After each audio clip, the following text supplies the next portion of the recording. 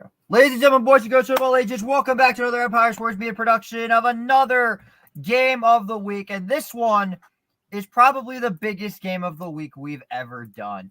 Basil, why don't you tell us about it? Because we brought you back here again. Yes, you did, JJ. First of all, good evening to the viewers. For Alabama and Georgia, two of the staples of college football today, two teams with some of the best quarterbacks in the game, some of the most talent in the entire country, battling it out in one of the best games of the calendar year, JJ. It's going to be fun. It's going to be exciting. And hopefully we actually make it past the first half this time after last week. So last week was just a complete abomination. It was. And I'll put it like this. I was play-by-play, and I think that was the reason it sucked. So no, I'm not going to just sit here and blame you. I was dealing with network problems the whole time. Our connection was off. It was just it was just not a good. It happens. I mean, we can't be perfect every show. Yeah, and it is what you learn from experience, and ESPN teaches you this as well. Where I learned this today with setting up cameras, where you think you have everything spot on the money, and how it all could fall apart so fast. And I think that actually kind of works for this game as well, because of how big this game can be and how easily this game could fall apart for one of these teams if just one thing is not clicking. If it's Carson Beck not completing a couple of passes in a row, if it's Jalen Milroe doing the same, if the ground game is not there for Georgia, if the defense isn't there for Alabama, how much this game can be tilted by some of these little issues, it's going to be crucial. And this is one of those games where mistakes have to be minimal in order to find a winner of this contest. What are you watching? What else needs to be mentioned? Oh, I'm way ahead. That's fine. And JJ lagged out. JJ's you good? Yeah. You lagged out for a sec. So I'll be ahead so I can do better analysis. That's not a problem. Apologies in advance to the viewers if I start having a few munchies.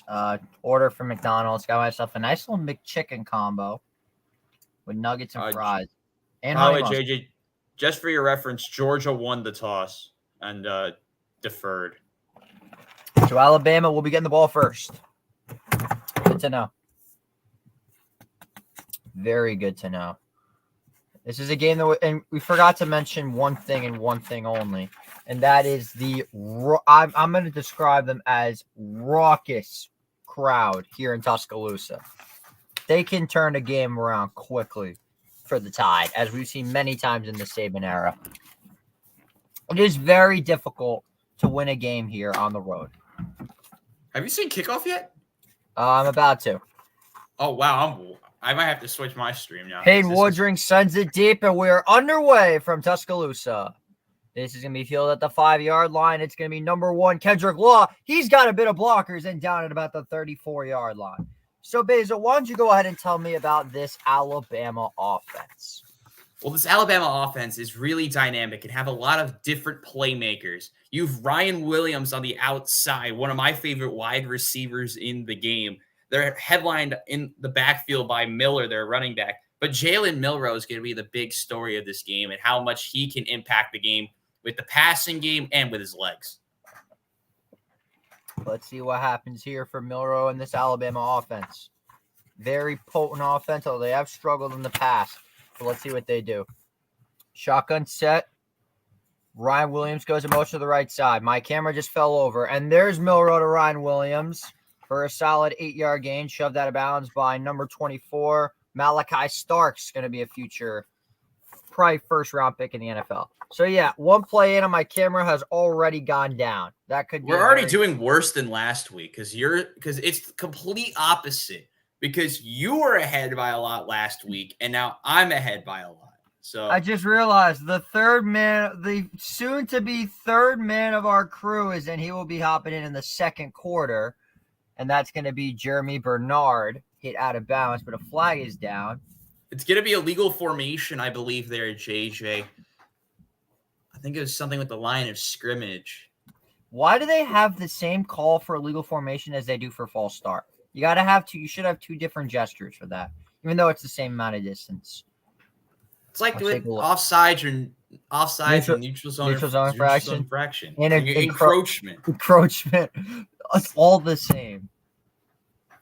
Officials can be very lazy, so that's going to make it 3rd and 9, I believe, for the Tide. You can correct me on that if I'm wrong.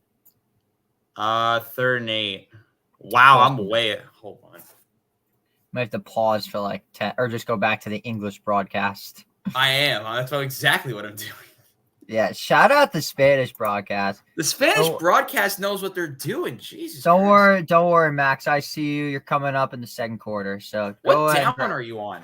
What down is third and 3, or 3rd and 8 now. 3rd and 8 now. Oh wow! Even the stream is way ahead of you. The regular ESPN's way ahead of you. Whatever. I don't really care. Can I pause it? Probably. Yeah, it looks. I don't know what's going on with the down and distance. Let's see what happens. So Milrow looks under pressure, rolls out right. He is going to be hit by that's going to be number 78, Nasir Stackhouse, and it's going to be 4th down coming up, and the Tide will punt it away. So I'm just going to reboot my ESPN and figure out what the hell is going on. Oh, you do have me in. Do we have any sort of updates across the country, up in College State, Happy Valley? I almost said College State. I'm trying to fix my. Wait, you had a punt? You're now ahead of me. This is ridiculous. I don't know what's going on. The ESPN app is being very strange. Yeah. We do have an update in Happy Valley, and we do have a good opportunity for Penn State. They're inside the 5. First, it'll be 2nd and goal at the 3-yard line. Illinois, the Fighting Illini, leading 7-0, but likely not for long. We will update you as that game goes along. This is going to be a very good night for college football, I have a feeling. So once I get JJ, this, what are you seeing? Well, right now I'm trying to get this thing back up. So would you mind taking over for me while I get this thing back up? On 1st down, it's a quick toss to the left-hand side across midfield. It looks like about a gain of 10 for Bama. Milrow with a quick dump off, with a quick jet sweep to Jeremy Bernard. And it's across midfield to the 49 of Georgia. 1st down and 10. Milrow shotgun drops the throw. Milrow looking deep right-hand side. It's caught inside the 15. Emmanuel Henderson. What a beast. Yeah, I don't know what's going on. Beautiful throw by Jalen Milrow. All right, we got it, finally. Inside the 15. They'll mark him at the 15. 1st down and 10 handoff. Right-hand side. Inside the 15, a flag comes out. That was Miller to the right-hand side, and we'll see what the penalty will be. It is a hold on the offense. So it's a 10-yard penalty. And all right, so we are down. About to be back in about 2 seconds.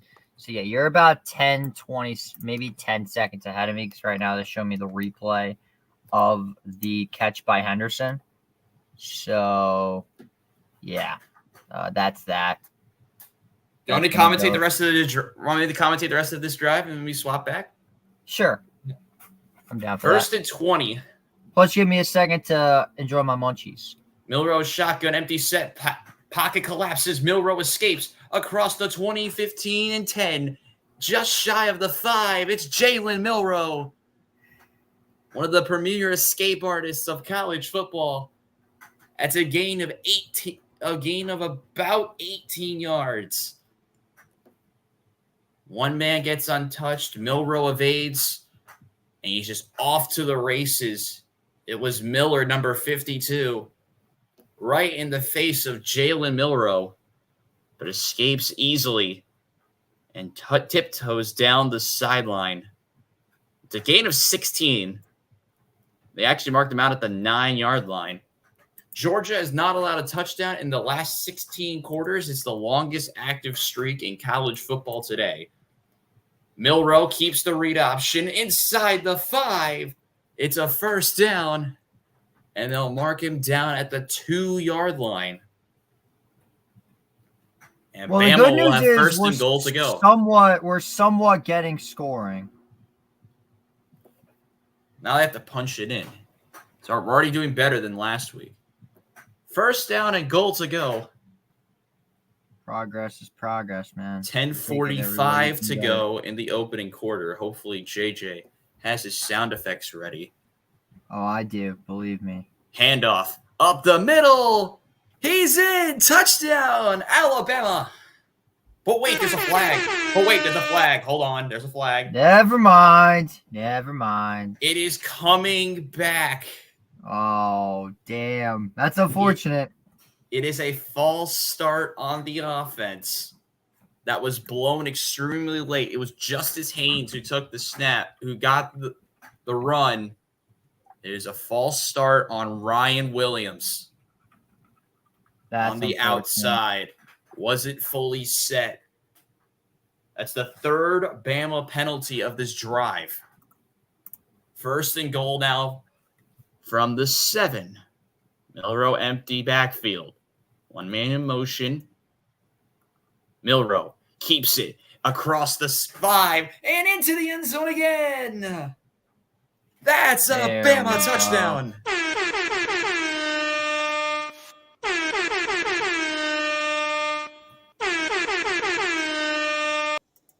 So I'm just going to hop on DirecTV stream and do it off of that because they probably should. Because Jalen Milroe is firing on all cylinders, and Bama never mind because he hasn't even scored on. Never mind because he hasn't even scored on that either. So I think it's time that I might as well just bring in our third member. I'm gonna just tell you this right now, Basil. Unfortunately for you, I summoned another Michigan fan. What is wrong with you? I'm kidding. All Max. All I'm gonna say is this. All I will say is this. He is not Ben Gans in the slightest. Good. I like competence. What's up, Max? What's Max, going on? go ahead and introduce yourself. What's that? I said, what are your thoughts on the Michigan versus Minnesota game?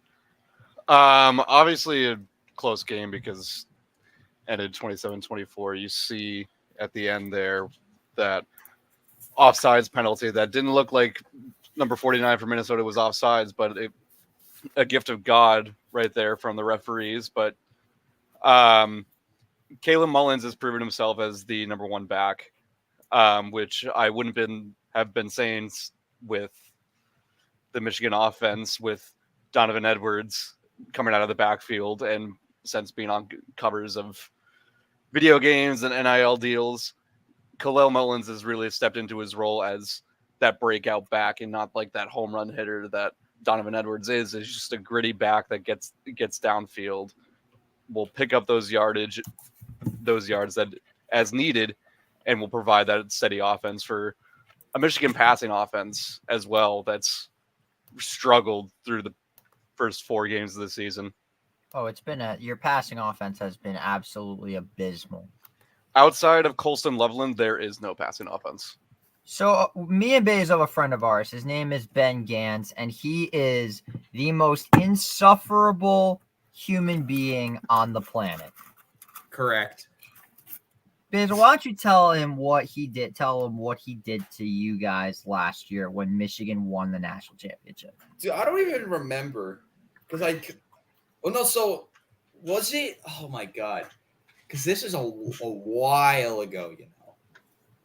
He was insufferable, and all he did was talk crap, and all he says now is he talks about Michigan, Ohio State a lot, JJ. And he for some reason he brings up the Notre Dame Ohio State game for whatever reason. Also very true. But he just does it to tick off everyone. Like that's the way it is. I don't get ticked off by it anymore, to be honest with you. So apparently, viewers, what I've learned a valuable lesson today. ESPN Deportes is the way to go for these games. I'm dead serious. Hell It might actually be because it's so Yeah. far ahead. yeah. No, so Plus, because if It's those who are new muted to watching anyway. these- It's muted anyway, so it doesn't matter. yeah. And for once, viewers, All right, I'm back. I He's decided back. to get a phone call. Don't worry about no, it, Max. You're good. will JJ even be able to play-by-play this game? Find out in about Yes, 10 I minutes. will. I'm at the same time as because I'm I'm at streaming the- this through Xfinity, and I'm looking at the 911 commercial as we speak. Oh my god, I'm at the so 911 ahead. commercial too. Oh my We're god, I'm on. so ahead. Oh my god, I'm so ahead. All I right, just got back Basil. from commercial. Basil, it looks like you're. Well, I mean, I just got back from commercial. This is your fault because last week you were destroying me for being so behind, and now you're flaming me for being so ahead. What the fuck? It's all your fault. It's all your fault. It's all your fault. Again. Again, yeah. Oh my The first god. touchdown that Georgia has allowed all season long. Crazy It to is. think about. Yeah.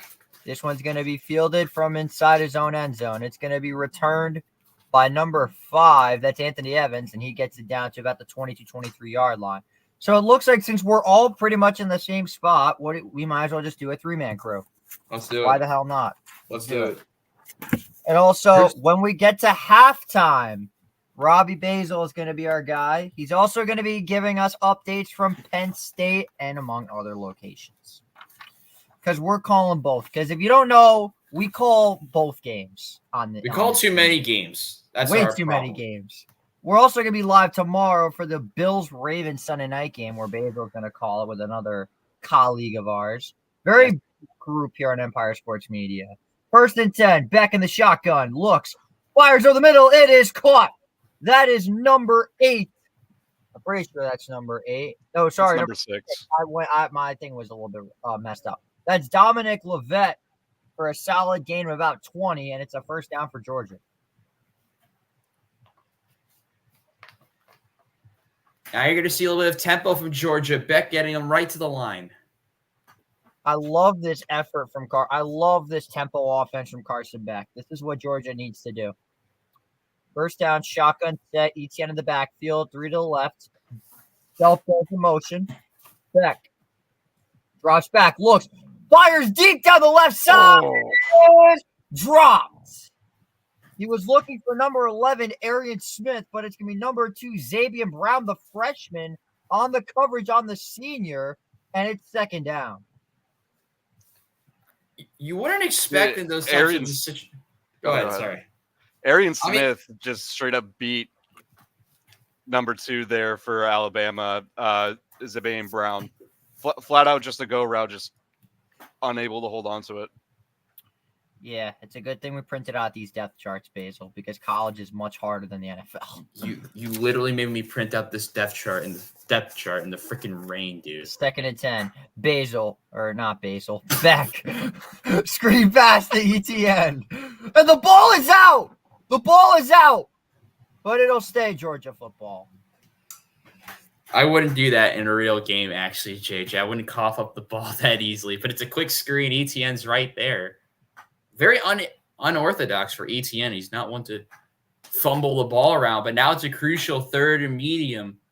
This Bama defense so far holding Carson Beck at bay, but these are one of those dangerous situations where Georgia can find a way to capitalize. So ESPN decided to be complete dirtbags and show this stat. ND is 3-0 after beating NIU. NIU is 0-2 since the Notre Dame game. Assholes. Nice. Very nice. But that ball was definitely out before, but it looked like, I'm trying to see who falls on this football. It looks like that's going to be number 53. Yep. Dylan Fairchild, the junior. Yeah, that is that's going to be your left guard. Shout out my buddy Braden Gonseth, who also wears number 53 and is also a left guard and is also a Georgia Bulldogs fan. So we got ourselves and he kind of looks like him too. Anyway, that's uncharacteristic from the former Florida Gator. JJ, we have a score update. We got a score update. I just got word. It is Ohio State capitalizing on Michigan State's terrible defense. Ohio State scores. It's now OSU 10, Michigan State nothing. Back to JJ. So it was being reviewed, it looks like. They're trying to review it to see if it's actually a fumble. And yeah. I'll just blow it for you. The call stands. I just saw it. Oh, sick. I don't know the timing about this, guys. Come on. We're at 8:51. All I'm seeing is Tate Ratledge.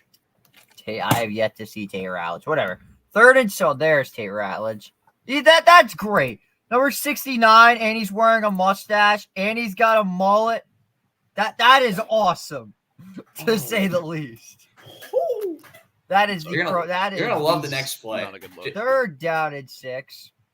Back in the shotgun, 3-man rush. Looks to the left, to the right side. It's caught. That's Dominic Levet. But a flag is down. It's going to be offensive pass interference. That was the most obvious push-off I've ever seen. The man quite literally throws him to the ground. If you don't see that, then you're just blind. 2 arms fully extended. Yeah, that's probably the most obvious call we're going to have all night. And now this sets back Georgia even more for a 3rd and 21, JJ. It's not a good spot. That was just a basic stick route combination that Alabama, Georgia ran there with the tight end in the slot running that simple stick route and the outside wide receiver going for a fade. And he was open there, but then the obvious push off allowed for the penalty to be called. Incredibly obvious. Yeah, Max, I'm 100% going to get you on for a Michigan game in the future. Hell, we are doing Michigan-Ohio State, but we might do a Michigan game before that. 3rd 21, Beck looks far left side. It is incomplete. Out of bounds. He was looking for number 8. That's going to be Colby Young. And now Georgia will have to punt the ball away. Wasted drive for Georgia. They had countless opportunities, but squandered it away with stupid penalties. I mean, they had chances, that's for sure, but it's one of those things we talked about in the pregame that they have to capitalize on their chances, and they really didn't have any. They didn't create enough. And now Bama's going to have a chance to capitalize. That thing's sent deep. It's going to be returned by number 2. That's going to be Ryan Williams. Gets a bit of an afterburner, but he's going to be down at about the 15, 16-yard line. And now we will go back to this Alabama offense. Stay tuned. You're watching Empire Sports Media's Game of the Week. This 3-man crew ain't going too bad. I'm going to focus more on the ticker. I'm going to try and yeah, because you are in charge. You are in charge of that. Do we have any sort of any updates whatsoever? Okay, I want to follow the end of this one random game because Old Dominion is trying to march down the field really late against Bowling Green. This is such a Gans game to watch, to be honest. That's a game I watch. Also true. Gans watches only the good games. Or the games that involve his team. We got a score update. LSU has scored. They are already destroying South Alabama. It's 14-0 LSU inside 5 minutes. Damn. Back to JJ again. That's a bummer. Remember that one year we all thought South Alabama was going to be good? We're now seeing a Kamala Harris. Oh, wait, never mind. Is this a Donald Trump ad? We may have got away with. Nope, this is a Kamala ad. Hold on. I think it's on mute. Hold on, JJ. I think for the viewers' sake, Max should give a little intro because they've heard my spiel about where I go to school and my role and all that, but no one really knows who Max is. So this is ESPN's Robbie Basel at Iona University. Hello, Max. Go ahead and introduce yourself. Don't say because when you say you sound.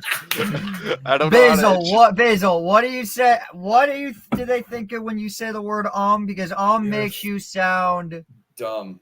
Isn't that what it is? I don't really remember. It's dumb. It's dumb. Yeah, it's a life lesson. It's literally an icebreaker. The easiest icebreaker ever. You know the parameters pretty much. Go and introduce yourself, Max. Go on, Max. So I'm a Boston native. Grew up surrounded by athletics. The Red Sox, Pats, Celtics. Not a Bruins fan. I'm a strong Pittsburgh Penguins fan, and also grew up as a Michigan Wolverine fan. All stemming from my dad. Very nice. Very nice. They Where are you to college? Oh, that's my next one. So right now I am at Bridgewater State University. I am majoring in film and video production with a minor in digital media. Love that. I'm also on the social media department for athletics and hoping to have a prominent role for them so I can intern for the Woo Sox a couple summers from now, maybe this upcoming summer. You mean the Dorchester Woo Sox? It's Worcester, but Worcester? Oh, I thought it was Dorchester. no, they're in Worcester. Worcester. Yeah, I forgot about that. Should I give my intro again? Like my Sure, why No. not? I'm Robbie. I'm a junior from Iona. That's literally where I am in my dorm. But before I continue my intro, it's first down, JJ.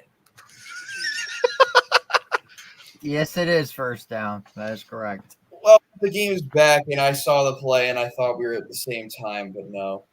Well, it's first down no matter what. It doesn't matter. First and 10, 7:50 to go. Law goes in motion. Justice Haynes gets a block at the 20. Still going to the 25 to 30. Cuts back at the 35 and down at the 41. A big run for the sophomore running back for Alabama. And the Crimson Tide are in business early. Yeah, those are some great receiver blocks right there by Kendrick Lowe and Brian Williams as well, allowing that run to go an extra 5-10 yards. Justice Haynes, one of the cheesiest players in all of college football 25. This is why I hate playing Alabama users, because Justice Haynes breaks every tackle. First and 10, Milroe in the shotgun. Looks, 3-step drop, fires. It's caught to a wide open Ryan Williams with the hezzy down to the 41-yard line of Georgia. And Alabama's cruising. Yeah, so Ryan Williams faked the poster out there and then just curled right down the middle, which set up the open receiver for him right down the middle of the field, opening up cover 2. Basel? Got it? Never mind. Yeah, I mean, Bama's cooking, No. but it's quick. Go ahead, JJ. Fires. There's Kendrick Law. He's got a first down, and they drive him all the way down inside pretty much the 25. Go on. It's a lot of zone coverage, and Alabama so far with these quick passes have been able to really exploit the zone. It's so easy for Milroe. And with the Georgia pass rush that's caused problems to start the season, this is very unlike the Georgia team that we're used to seeing. But now as Bama approaches the red zone, they need to make a standing fast. So you got to think to yourself, whoever wins this game will be the number one team in the country, is what you're probably thinking. But we can have that debate. Maybe? No. We can have that debate in a minute or two. First and 10. Tight end in motion. Milroe hands it off. Justice Haynes makes a man miss at the 20, lowers the shoulder, but it's going to be down after about a gain of a yard. On the tackle for the Dogs, that's going to be number 6, Dalen Everett, number 5, Raylan Wilson. It's a great job by Jalen Milroe right there, spreading out the coverage after seeing the blitz with 6 edge rushers coming in for Georgia right there. A whopping 0 rushing yards for Georgia, 66 for Alabama. Second and 8, 5:30 to go. Miller goes in motion to the left side. 3 to the right, 1 to the left. Shotgun set. Milroe on the QB keeper. And he will be down after about a gain of 3 yards. On the tackle is going to be number 4. That looks to be KJ Bolden, number 32, Chaz Chambliss. And it's third and about 6. The lead blocking there from Bama on the left side of the offensive line is why that makes the play work. Milroe keeping it simple, following the left side of the offensive line, and extending this drive, getting Bama in near prime position. I wouldn't say that. I'd say that was more of a better play by Chambliss as he read the play. Also, that works too. Third and 5, Miller goes into the backfield, single back set. Now he rolls out to the right. Milroe looks, fires, right side. He's got Jam Miller. Touchdown, Alabama.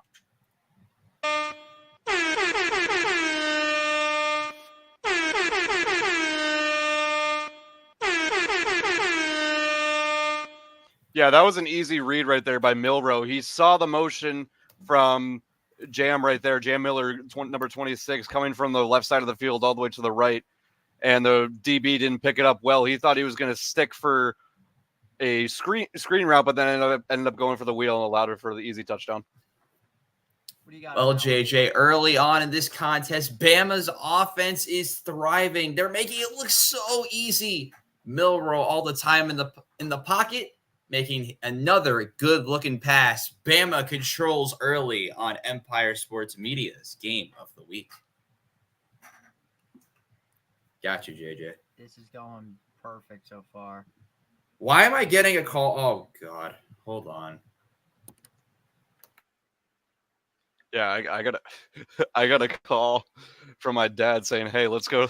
We're going to the last game of the Sox tomorrow. We're right behind home plate." Love that. That's great. The Sox are something else. They're not very good, to say the least. But hey, I mean, Mets are probably not going to make the playoffs, so I don't think I can get anything very nice, to say the least. It'd be good. All right, JJ, I'm back. And we have a score update in late dramatics with Old Dominion. Oh, boy. They have scored with 24 seconds left Wow. and will now be leading by a likely 3 points with 20 seconds to go. Against The flair for the Wasps. dramatic in one of those random games of the night. And we have another score alert and another opportunity for Michigan State. They have Oh, scored. boy. Here we go. It is There we now- go. It is now Michigan State's. It's Ohio State's 10, Michigan State's 7. As much as you hate Michigan State, how would you feel if they were to beat Ohio State, Max? I mean, obviously that's a big win for Michigan State, but it also allows for that guy who posted the challenges to do whatever the challenge that he has to do because he believes Ohio State's going to go 12-0. Well, they're definitely losing to Oregon. Let's make that very clear. And they're going to lose to Michigan. So I don't know. I don't know. I don't know I about think that one. I think it's going to happen. Wow, that really- Illinois Penn State game is terrible. What's the score? It's still 7-7, but Illinois just got multiple penalties. It's 3rd and 21, and inside Illinois' 15. Man, Sure, there's that's no the one way- is moving the ball. Jesus Christ. No, I'm What's not the to- surprised. The thing we almost did that game, JJ. You were. It's a good thing I overruled you. No, because I didn't know. I thought this game was next week. So, yeah, my calendar right now is a mess. That is the way of the ESPN producer. That is the way. Is anyone writing in the chat? I have not checked the chat yet. That has been very quiet.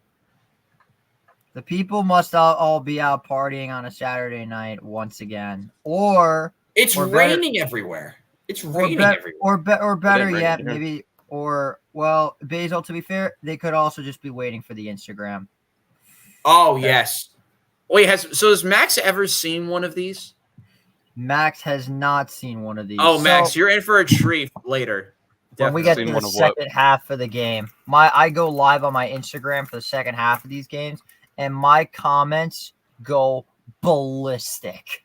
It is kind of wild when there's like a ton of people. We did a game. What was it with Kyle? We did with Kyle. That was 2 games ago. Not Kyle. It was with Yeah. Jack. Oh, was it Jack? I'm thinking Kyle. Wait, I'm not doing the game with Jack tomorrow. You are. Oh, I was thinking of Kyle Kyle Evanson for some reason. Fair catch, touchback, and Georgia gets the ball at the 25-yard line. Sorry, JJ. Thank you for the update. So yeah, it is pure madness when we had Jack do it with you. Because all his Jersey friends hopped in our comment section, and it was banana. This was before the Instagram. It was bananas. I know. Just like the first down play I just saw. Go commentate it, JJ. Here we go. 1st and 10 for Carson Beck and the Bulldogs. The crowd is roaring here in Tuscaloosa. 1st and 10 from the 25. That's going to be in motion. Beck rolls out right, fires. It is incomplete. Nearly a catch for number 86, Dylan Bell, or a pick for Xavier Brown, and it's 2nd down. Surprised that play wasn't picked off. It looked like it was right in the hands of the defensive back. That's why my reaction was so crazy, because Georgia, who've been really struggling on offense. It went off the arm. It went off his arm. That's right. 19 offensive yards for Georgia compared to Alabama's 169 so far. Wild. 2nd and 10, the handoff is going to go to ETN, and he gets pretty much about 2 yards.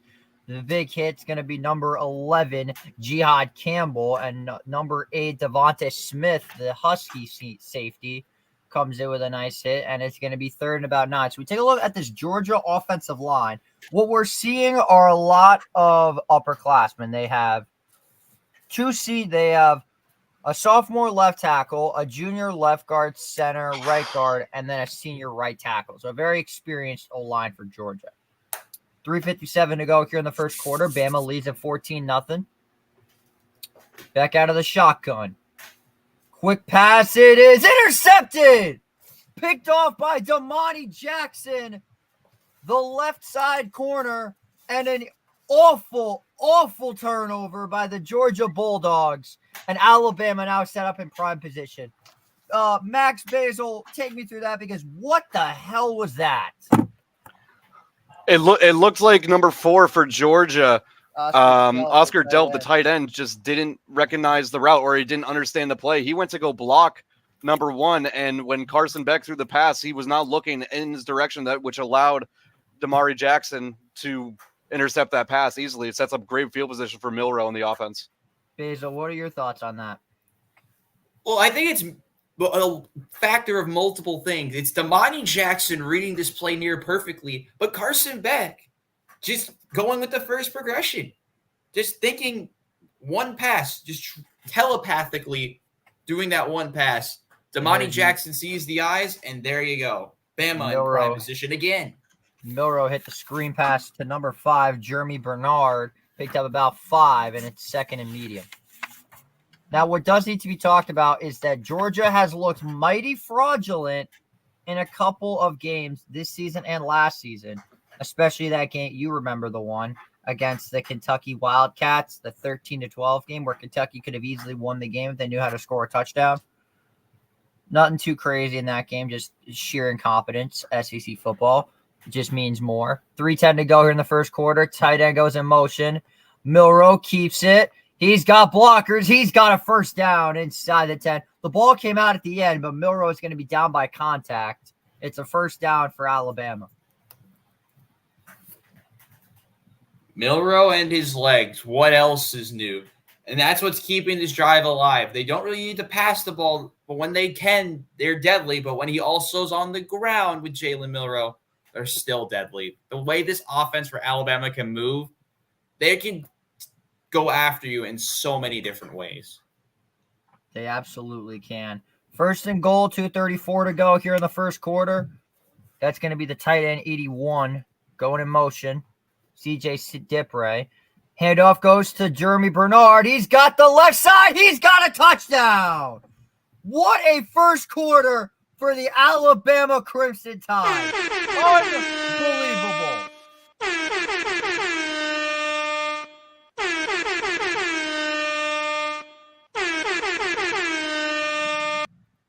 Wow, what a start for the Crimson Tide. Yeah, that interception by Carson Beck really set up that play perfectly. Jalen Milroe with the screen, or not the screen, excuse me, with the handoff to Jeremy Williams, or Jeremy Bernard. I've got the fucking roster right here. With Jeremy Bernard, he gets a great block from number 77 on this play with a pull. I lied. There was no block. It was just a hesitation. He overpowered him. Yeah, he just got the left side. So yeah, dream start for the Alabama Crimson Tide. They lead it 21-0. So I might be able to slow down a little bit and actually enjoy the McDonald's munchies that I ordered. So I'm gonna You might as well. I'm gonna let you guys take over for the next 5 to 10 minutes. I'm gonna Thank you, JJ. 21-0. I'll stay here, but y'all are gonna take over for a bit.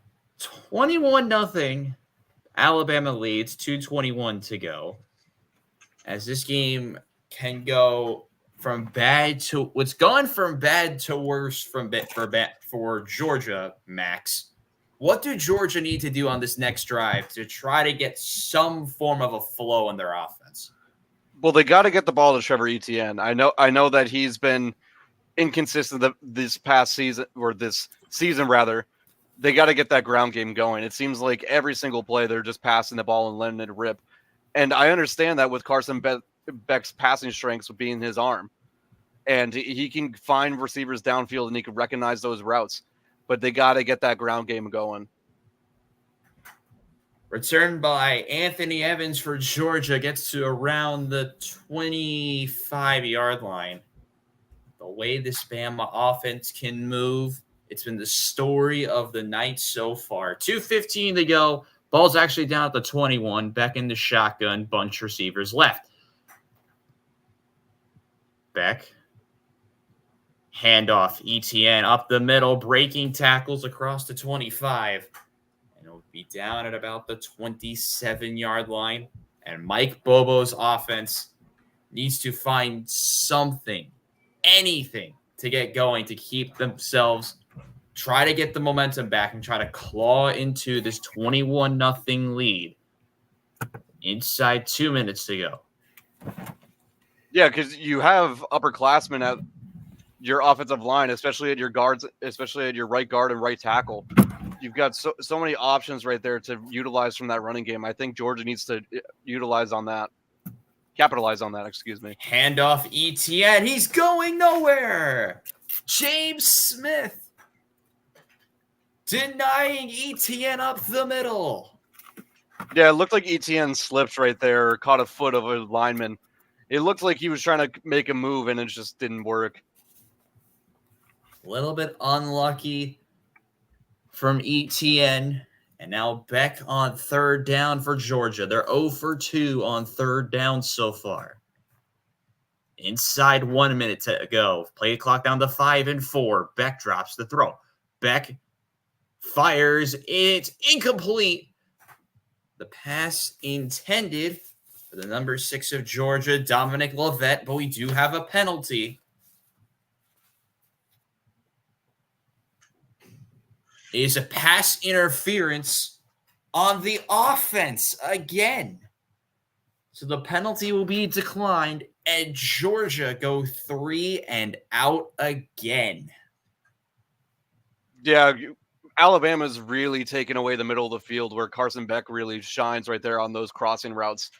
You could see how uncomfortable he was as the progressions went by. You have 2 crossing routes going across the middle with the tight end number 4 and number 6 too. We have a chip block right there, and Carson Beck just looked uncomfortable.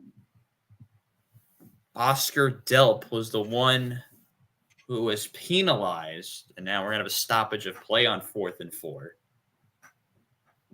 The story of the day so far, Alabama leading by a score of 21-0, and have been in complete control to start this game. As we're waiting for what is going to happen on 4th down, what do you think has been the main reason why Jalen Milroe has been so successful early on? Well, Milroe he's been really going through his progressions. He's been really taking his chances and utilizing his speed. You could see early on he's already picked up a touchdown through his legs and just utilizing the run game, and that's becoming a threat to the Georgia defense, who have to put a spy on him. Punt is away, and it's not the deepest kick, but gets a good Georgia bounce across the Bama 35. And I'll be out at the 33-yard line. Well, for those who like the NFL, stay tuned for tomorrow's Empire Sports Media Game of the Week, the second game of our doubleheader. It is Buffalo and Baltimore tomorrow night, 8:20 Eastern, right here on Empire Sports Media. It should be a good one. The battle of two quarterbacks, part of the theme of tonight's game. As we look at Alabama's first three drives, touchdown, touchdown, touchdown, and they go for another one on first down. Jalen Milroe in the shotgun. One receiver each side. Milroe drops the throw. Fires left-hand side complete. It's Williams, and he's going to be pushed out right at the 40-yard line. And this will likely take us to the end of the opening quarter, barring another snap from Alabama. Milroe's trying to get people to the line. And they might have gotten away with a false start as well. Yeah, it looks like we possibly have a missed penalty right here and a false start on our right tackle for Alabama right there, number 77. That would have Number been 77 and Jaden Roberts. Would have been on Roberts, but no whistle until now. That is the end of the opening quarter. Alabama controls at Bryant-Denny Stadium. Through one on Empire Sports Media's Game of the Week, it's Alabama 21, Georgia nothing. Hey, what a weird start. I was not expecting this. I mean, you get guns blazing out already. Question Milroe's just dominating. Definitely. Simply. I think I should finish my intro for the chat and for you as well. I'm Robbie from Long Island. I'm a junior. My job's with ESPN, as it says in the ticker. I am with them. I'm a broadcaster, producer, cameraman. I'm technical director for some stuff. I do a lot, and I'm an intern as well. So I was setting up cameras and streams all day, and then came here after dinner. So that has been my brief intro. I'm a junior at Iona. That's where I record all my stuff. And that is my intro. As we get ready for the second quarter, JJ's banner is up, and we'll put that up. Update for the ticker, as requested. Clemson is in control over Stanford. Kate Klubnik getting the job done. It's 17-0 Clemson. Ohio State has scored again, but Michigan State is driving. I just got word that is 17-7 Ohio State, but Michigan State is driving. How crazy would that upset be for Michigan State to maybe take over and beat Ohio State? That would change the entire college football landscape.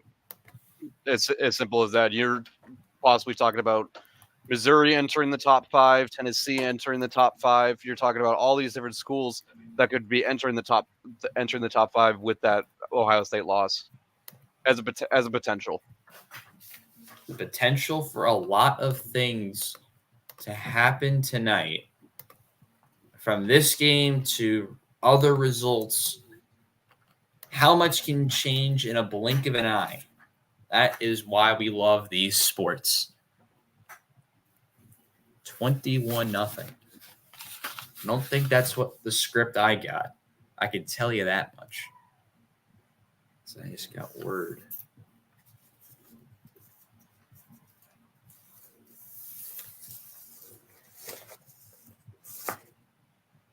Who did? Oh, yeah.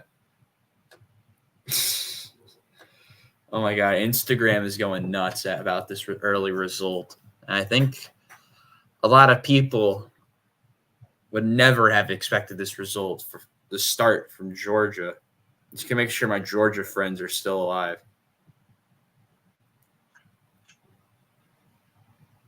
As we are back again And there's JJ, one of JJ's favorite people in the world, Donald Trump, in attendance.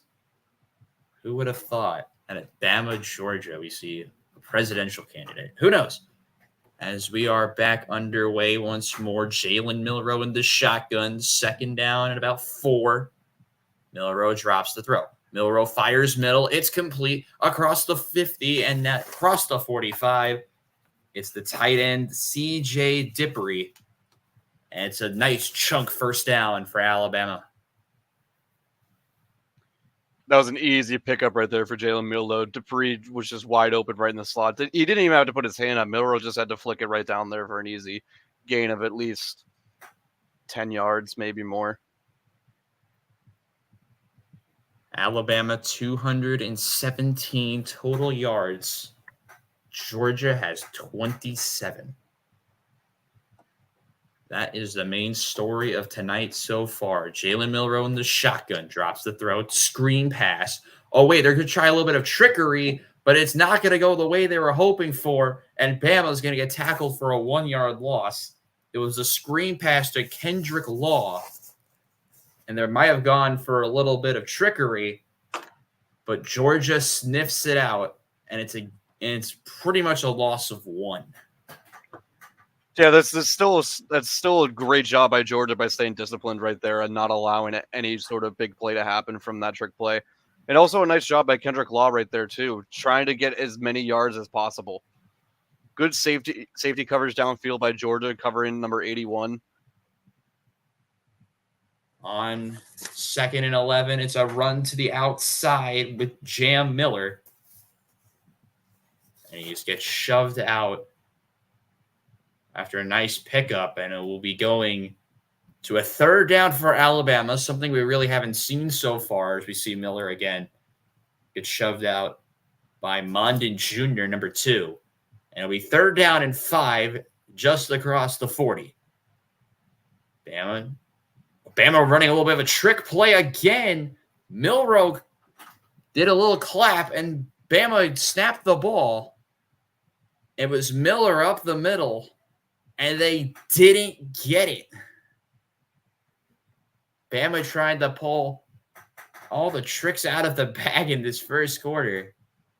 But now here's an interesting decision. 4th and inches, up 21. Are you going for this, Max? Absolutely. Inside the 40, you want to show that you are going for it. Bama goes for it. Milroe keeps it. Milroe down the sideline. He's gone. Touchdown. Alabama. Unbelievable.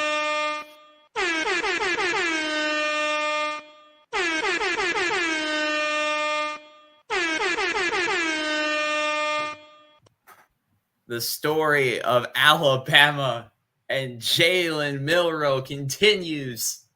4 drives, 4 touchdowns. Far too easy for the Crimson Tide. Unbelievable. The extra point is being taken now. Snap good, holds good, kick is good. Take us through that play with the Jalen Milroe touchdown. Yeah, that was a simple speed option right there. You get, or not a speed option, but a simple read option right there. You see your end outside linebacker coming in right here.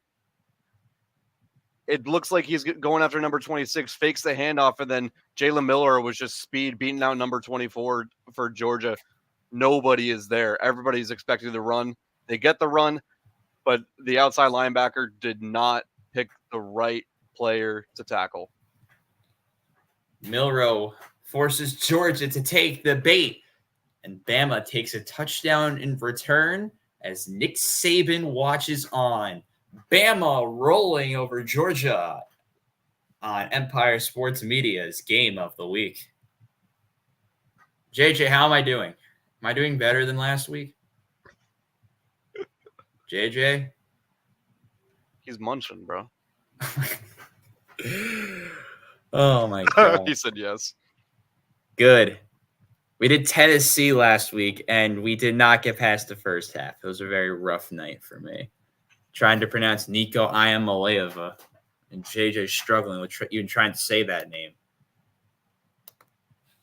As this game has turned into a complete mess for Georgia. Who would have thought? I don't think anyone did at the beginning of this. My brother did in this parlay. I don't think anyone with a parlay was expecting this. He has a parlay going with Colorado plus 13.5, Notre Dame, and Bama. Jeez.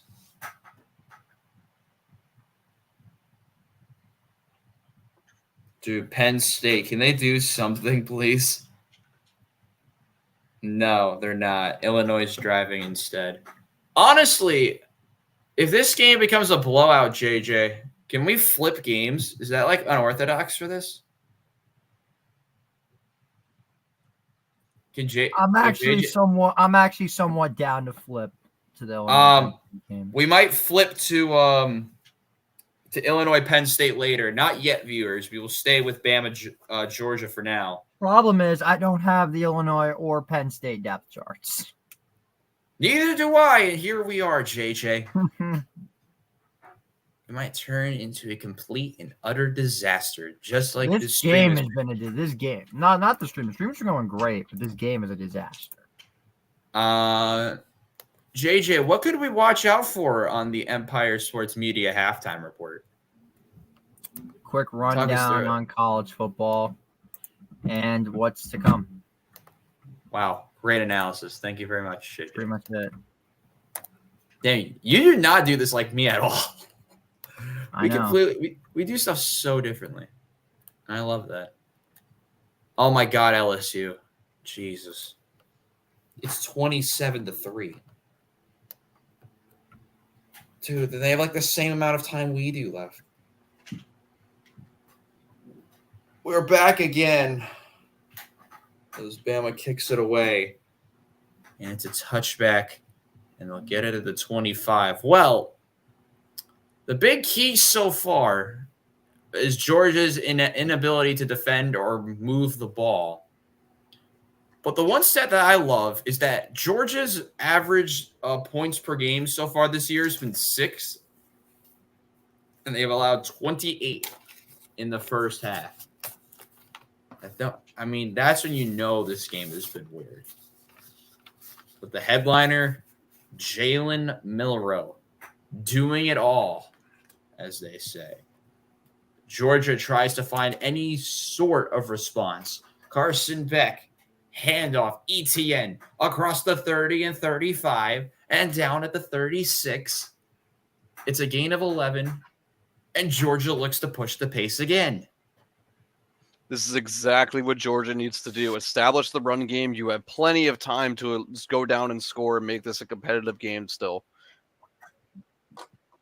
Beck, handoff, ETN, tackled short of the 40. Bama players flying all over to make that tackle. John Marine Latham and Damani Jackson are on the tackle there. Last time Georgia trailed by 28 points was the 2019 SEC title game against LSU. I like this tempo offense that Carson Beck is running. No huddle, getting straight into formation and going. This is exactly what you need to do and stay disciplined when down 28. Beck, screen pass, going nowhere. Dominic Lovett. He might have coughed it up as well. Zabian Brown causing all sorts of problems with Devontae Smith. And now we'll see where they even mark this.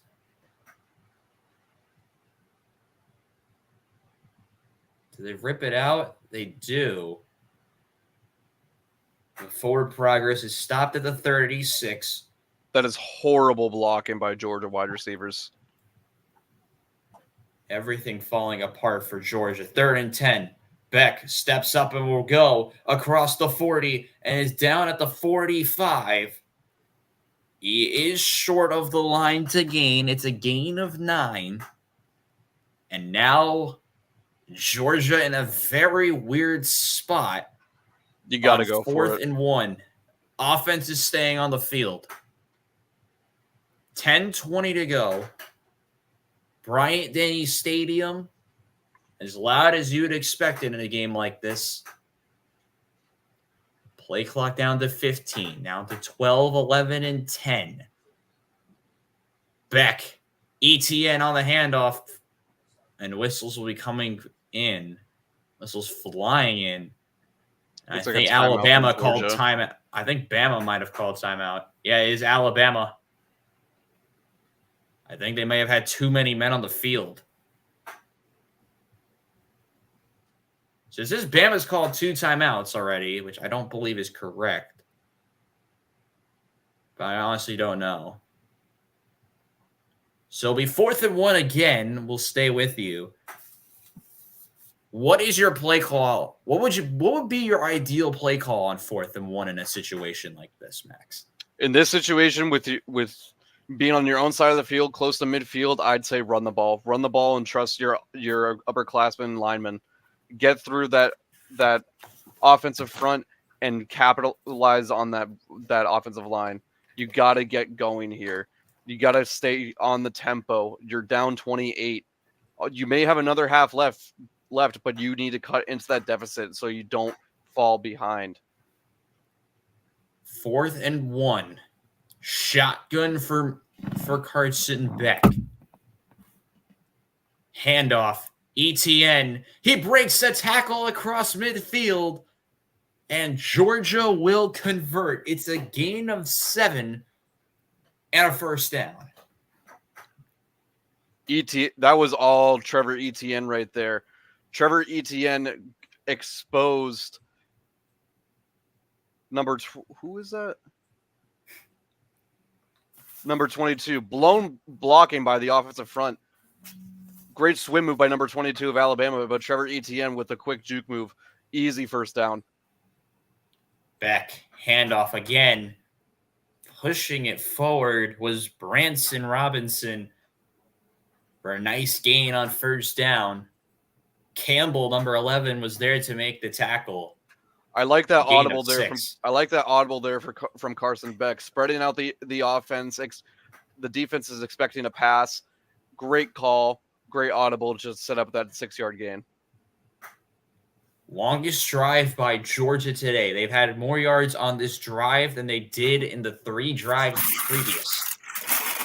2nd and 4. Beck drops the throw. Fires left side complete across the 35. It's Dylan Bell to gain of 7 and a first down for Georgia.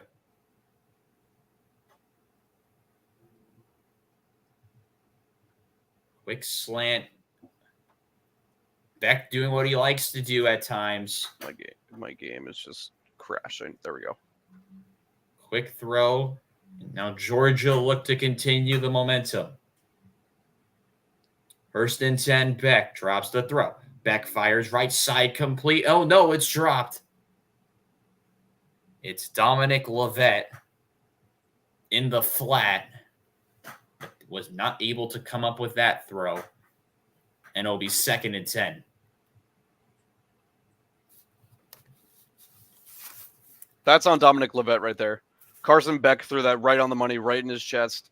There's absolutely no excuse right there for Dominic Levet.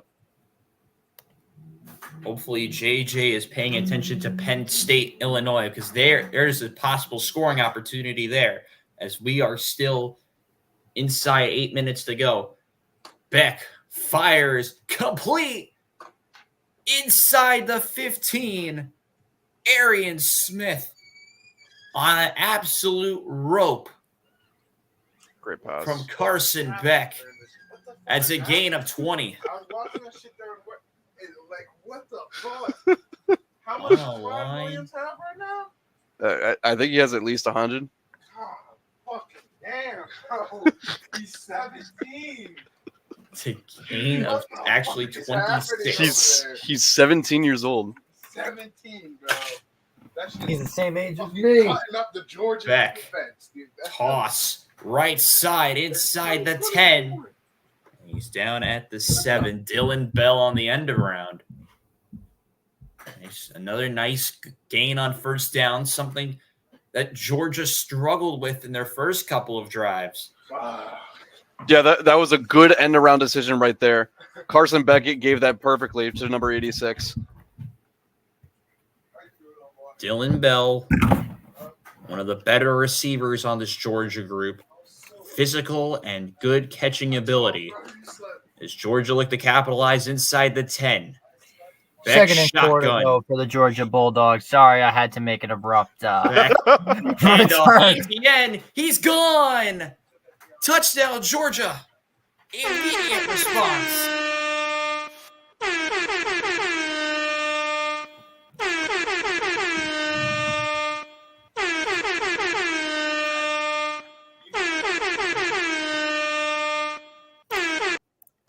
Georgia finds their flow. All right, I'm back. ETN up the middle and an extra point away from Georgia. Yeah, exactly what Georgia needed right there. A response after going down 28-0, especially with going down 28-0 on a fourth down conversion into a touchdown. What a drive right there from Georgia. No, they're going to go for 2. They're going for 2. All right, Beck drops the throw. I don't see stepping up. Beck fires right side complete, and they get it. Okay. Put a flag. And we'll see what it is. Might be coming back. Looks like it. So, it is offensive pass interference again. And now they're going to kick the extra point. So just a reminder, Basel, thank you very much for holding the fort down. I'll be taking over play-by-play now. Yep. But thank you for holding the fort. Chat. Well, there is no chat. I was gonna say chat. Who's a better play-by-play commentator for tonight? But this is my practice for tomorrow. Damn it! You are getting a lot of work in for tomorrow, which is good news. I know. Max, you're doing fine, bro. Yeah, Max, you're doing good. Listen, you're like me my first time. You have the yips, and you're also behind me, so it's like kind of difficult. Watch them miss the extra point. Kirby Smart is absolutely livid. I'm going to go work on the ticker now, JJ. This is all you now, bro. I appreciate Go commentate the extra point. Yeah. I'm predicting the future, boys. I had extra point written down before they even kicked the extra point. The extra point is no good. You're lying. Never mind. It is good. It froze when it was looking. It looked like the game froze. I was like, what was the point in that? The game froze and looked like it was straight left, but did fade back. And it is. They were kicking from the left hash. I keep forgetting. It looked like it was snap hook to the left. Ohio State would know something like that. Okay, I'm not. Don't make no oh my God, no. Illinois. Oh, dude, boy. That game is so bad. What do we got? Illinois had the ball at the 3, and they somehow have to kick a field goal. What do we got for the? What do we have for the score of that game? It's still 7-7 field goal attempt upcoming for. So it's absolutely no one's surprise. The New York Mets are getting absolutely no help. Kansas City and Atlanta are tied. San Diego and Arizona are tied. Not good news for anybody. And the Mets can't get a hit. So this is pissing me off. JJ, all right, I gotta head out. I'm gonna go. Thanks for joining us, Max. It was good to work with you. Yeah, of course. Anytime you need me. Appreciate you, Max. Enjoy yourself, man. Be ready. Well, Basil and JJ. We're back again. We're back again. Can we play copyrighted music? No. Damn it! I want to get them. Listen, I have had more problems with YouTube than you have, JJ. And I've played copyrighted music and got away with it. You could play Guess Who's Back again when you come into the frame, you know. That's such a you song. Yeah. Oh, we got more dramatics, apparently. Let me take a look. What do we got here? Do we have our friends at Louisiana Tech? Yes, we do. I think they just got stopped by our friends at Louisiana Tech. FIU is not selling for once in the battle of trash. It's 1-3 versus 1-2, and FIU just got the ball back. Oh my God, Rice is winning. My God, what are these games? Michigan State just called timeout. Ohio State is threatening. They lead 17-7 on Peacock, a game we're not doing, JJ. I don't have Peacock on this TV. Or ever. I don't have Peacock at all. I do have Peacock. JJ and I could really call both games if we really wanted to. Quite literally. So, JJ, before we get back to the action, what were your thoughts on the first quarter and change? It's been Bama domination. I did not expect this. Did anyone? I don't think anybody did. But hey, if Georgia can just score before half, we'd have ourselves a football game.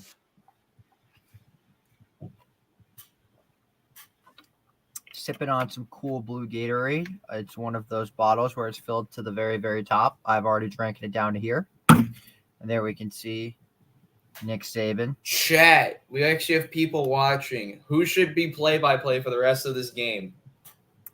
The chat will choose. They will decide.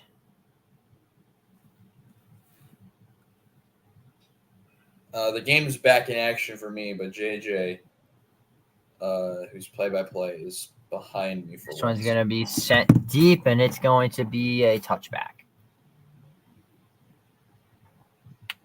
It's college football playoff era tug of war. So it started with Alabama just completely dominating.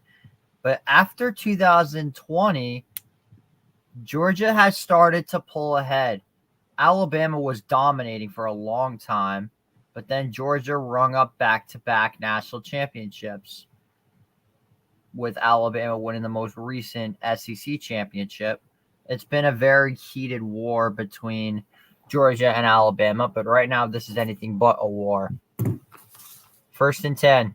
Milroe drops back, looks, fires, it's caught. That's CJ Dipray who's breaking tackles, and he'll be down at just about the 47-yard line. A big pickup for Alabama's tight end.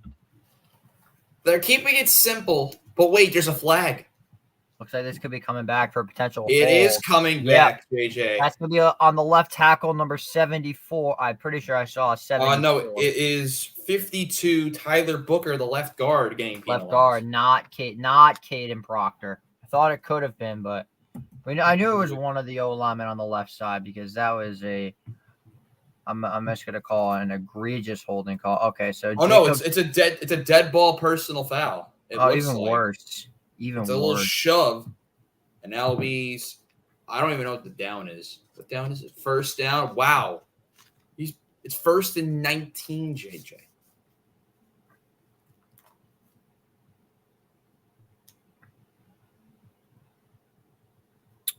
First and 19. Very strange. Haynes goes in motion to the left. Milroe, shotgun set.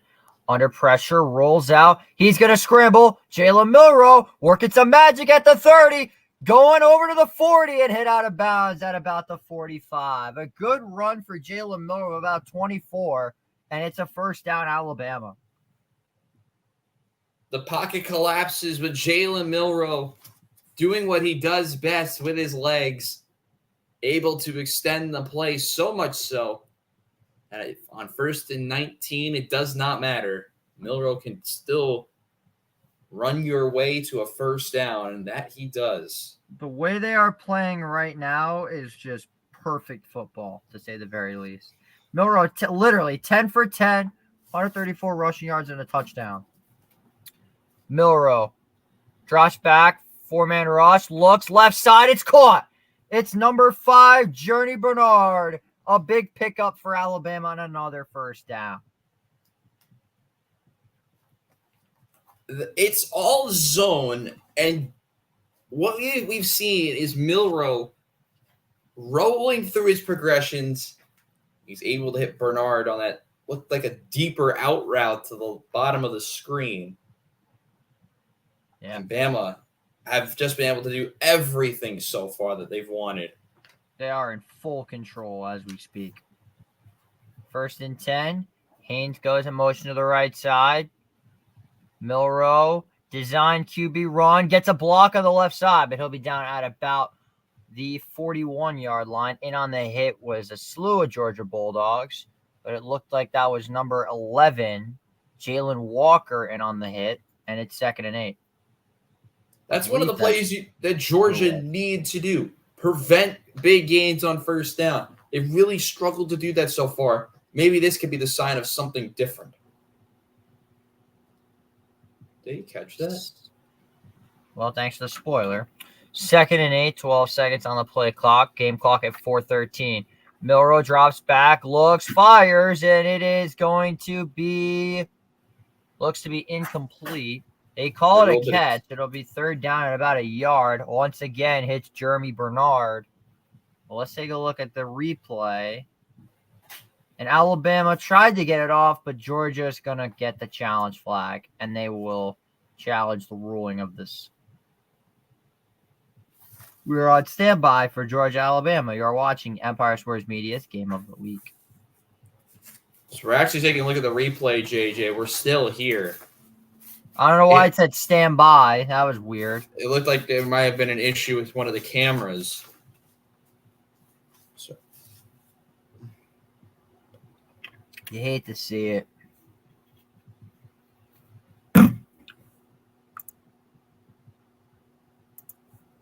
I mean, this game has just been an absolute mess. Now we go to commercial. This is getting really weird. Yeah, I'm not understanding why it's taking this long. So, Basil, we might be screwed. I'm going to be honest. Why? We've struck out. The Mets have 2 hits in a big game against the Brewers, which they absolutely need to win. They're not getting it done at all. Well, you know who is getting it done? We might have a score alert, and that's why I'm too good at my job. We do have I believe we have a score alert. Yes, we do. And guess who it's with? It's Ohio State. They now lead 24-7. So they've pulled away. They're starting to pull away. Oh my God, what a catch by Jeremiah Smith. Jeremiah Smith making plays. This is an interesting quote. The Braves and the Diamondbacks are facing teams that just clinched, teams that are not putting their best foot forward. So brief update. This is your Empire Sports Media game break. Notable results as of right now. Illinois, the Fighting Illini, were not able to score somehow. It's level at 7 apiece at halftime with Illinois and Penn State. What a disgusting football game. Also, upset alert. Houston, 1-3 Houston, is losing, and we're going to add this to the ticker now, JJ, with the greatest score of the night so far. It's Iowa State 3, Houston nothing. So how is that an upset alert if Iowa State is ranked? Because Houston's driving again. It's something to watch out for as the night continues. We will be following Houston as they are moving the ball, but they did. Florida State is losing to SMU. Yeah, baby. Oh, pass interference on Stanford. Hello. Clemson's moving the ball again. And LSU is still up 28-3 and are moving the ball again. Garrett Nussmeier off to a very good start tonight. Also a Durham with 7 rushes for 128 yards. So let's see what the ruling is. It looks like the ball does hit the ground, and the ruling on the field is overturned. Back to JJ. Yes, it is. I appreciate that. 3rd down and 8 as the catch was overturned, as Basil just confirmed. 3rd down. 3:55 to go. Prentice in motion to the right. 5-man rush. Miller under pressure. Looks, fires. It's complete. Number 45, Robbie Oates. I think that's how you pronounce the name. He'll be down about a yard short. And it looks like Milrow is going to keep the offense out there. Indeed, they are. They're trying to go kind of quick to the line. I don't even know if they're going to run a play here, though, JJ. Well, let's see. I think they should. They've been so efficient on fourth down. On fourth down so far, there's no way they don't call a play. And they don't. Okay, this is ridiculous. I 10 seconds on my play clock. Well, it should have been delay of game, but they do get the timeout off. So now that makes things a little bit interesting. Because now you have a decision to make. You either take the field goal or you go for it. I would go for it in this situation. You're up 21. They have not been able to stop you whatsoever. So if you're Alabama, you're thinking, let's go for it, try to put the nail in the coffin before halftime and move on from there. The big impact player, and we've seen it throughout this game. They scored, by the way. If it's 35-7, I'm calling it a half. No offense to you and all, but I don't know if we could. That's 2 weeks in a row. We might as well just do Penn State at this rate. Because they'll be in the third. We might have to be honest. Did he get it? God damn it, Basel. It's twice. 4th and 1. I don't even know. Miller in the backfield. Bernard goes in motion to the right side. Milrow hands it off. It's going to go to Miller. Initial sign, I don't think he got over. That looks like yes. The Georgia defense gets a big stop on 4th and 1. I don't like the play call. The QB run has been so effective all day, and now you choose to throw it. I don't like the play call. I don't know why you run it. I don't know why you run that up the middle. So now it is Georgia's time to capitalize. They ran more plays and got more yards on their last drive than their last 3 drives alone. The momentum pendulum might be swinging to the way of the Bulldog instead of the Crimson Tide. That was very good. 1st and 10, 2:59 to go here in the second quarter. Georgia trails by 3 scores. As I flip my cards over, Beck looks, fires, it is intercepted, picked off by number 11. It's Jihad Campbell. The one thing you could not do if you were Georgia, you give it right back to Alabama, and the Crimson Tide take over in prime field position, basically right where they originally left off. Well, there's 2 things wrong with this play. It's the same problem with the first interception. Beck just telepathically throwing it right into the hands of Campbell, but you got to give Campbell some credit. He starts at that outside linebacker position, drops deeper into coverage, moves his feet well, reads the play perfectly, and gets Bama in prime position again. Very well said. Carson Beck is not looking like a first overall pick at all. 5 for 12, 44 yards, 2 interceptions. Milrow looks. It's complete to number 81, CJ Dippery, the tight end. And he'll be down after a gain of about 12. On the other side, it looks like Milrow is looking like the first overall pick. Meanwhile, Carson just looks flat out garbage.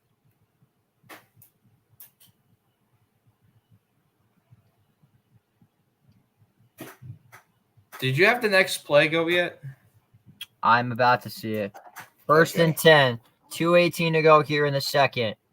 Milrow hands it off. It's going to go to Haynes, and he is swallowed up for a loss. That's number 28, it appears to be.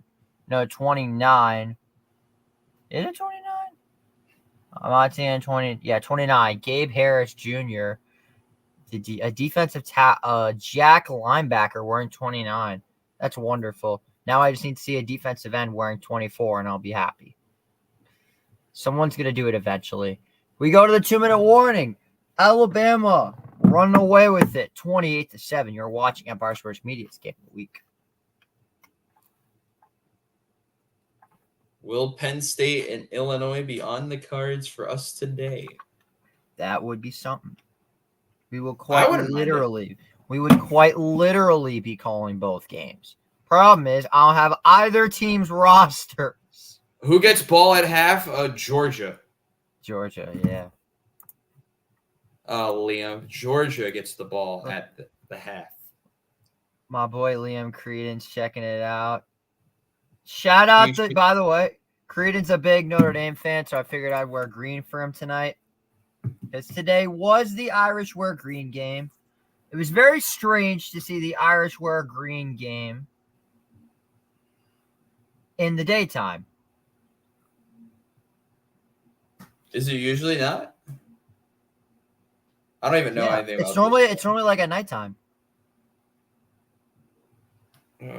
I forgot. So tomorrow I have to do a production at 10:30 is when I have to be at the arena, working from 1 to 3:30, and then I have homework, and then your game tomorrow, the other game tomorrow. I am calling both games, quite literally.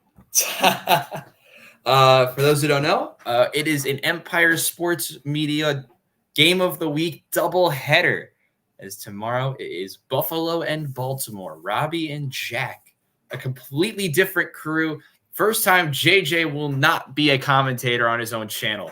He might get sacked in the morning from his own channel. I'm kidding. I'll probably be fired first. Regardless, tune into what could be a very chaotic Empire Sports Media Game of the Week. It's Buffalo, Baltimore, the battle of two very talented quarterbacks, Mr. Seglio.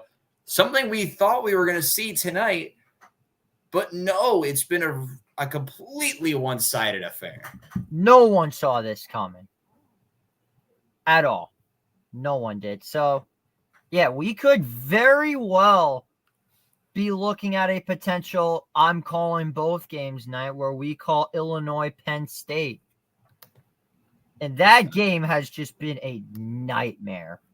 Man, I'm glad we didn't pick that game because that screamed us, like us, our type of football game. Yes, it has, because all of the game of the weeks have been terrible. This one included. At least we had offense. Like, someone moved the ball. Yeah, at least we got progress. We take what we get. Sorry if I destroyed your mic. Sorry if I destroyed your ears. I tried to hold the sneeze.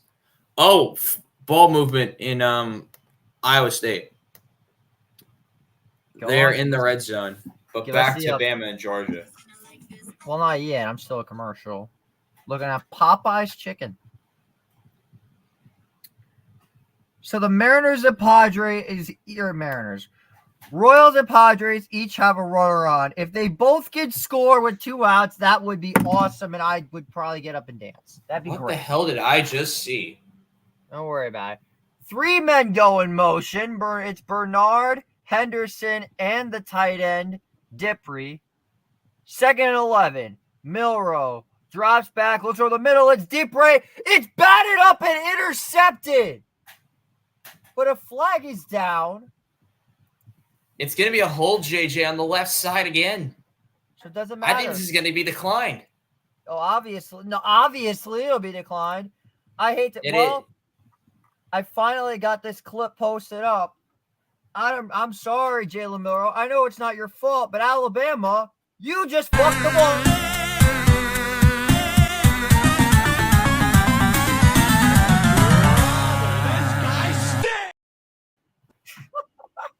The debut of the new turnover effect. What was this in the first half? I couldn't get it off. It just started working. This better go on Instagram. That better go on Instagram. Can you imagine when we're doing Bills Ravens and Lamar fumbles the ball? If Lamar fumbles, shout out Urinating Tree the GOAT for that. Amazing sound effect. Trying to copy this, man. Hey, I asked for permission. 1st and 10, backfires, and that was nearly intercepted. Did you actually ask permission from him? No, I just used it. If I could have, I would have. You used vocal of the week, so you already are using whatever. Doesn't matter. People do it all the time. That should have been a pick 6 for Deontay Lawson. Carson nearly fucks the ball, but No need to worry about anything. This game's been, I don't know. Like, what was the game you did with Jack 2 weeks ago? The Bears and Texans. At least one game we did was semi-competent with Detroit and Los Angeles. And Notre Dame A&M. 2nd and 10. Beck looks, fires, missed the throw. He was looking for number 8, Colby Young. And the Mets cannot buy a hit. This is pissing me off a lot. It's been a lot of back foot throw after back foot throw. What? That's brutal. What was that? So a game that I actually want to keep a bit of an eye on is Washington Boise State later tonight. That will be a very interesting contest. Ooh. What the hell? Shout out the military schools as Army and Navy are both undefeated. Did you just see the recent play, JJ? I'm about to see right now. 3rd and 10. 5 to go on the play clock inside their own end zone. Beck drops back, just chucks up a prayer, and it's overthrown by a mile. Bama's going to argue for intentional grounding. I think they have a good argument here, JJ. There's no receiver in the area. That very well could be intentional grounding, but I'm Do you want not, me to spoil it or no? No. I'm not 100% though, because Beck drops back. I mean, he throws it up. By the way, he gets leveled by number 34, Q Robinson. Absolutely levels him along with number 19. That was, who the hell is 19? There's no 19 on this roster. Whatever. Anyway, this gets destroyed in the end zone. And they do call intentional grounding. So guess what, Carson Beck? You just looked the ball.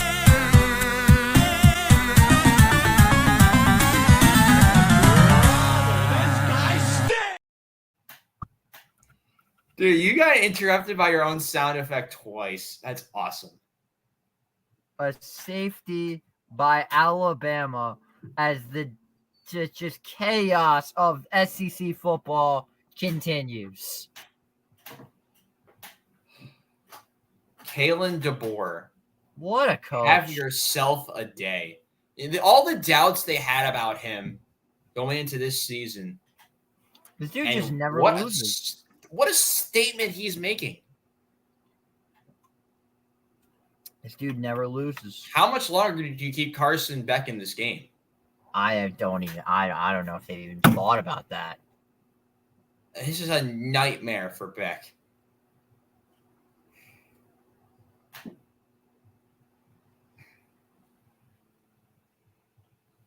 Minute 39 to go. It seems like we will definitely be moving to Illinois, Penn State.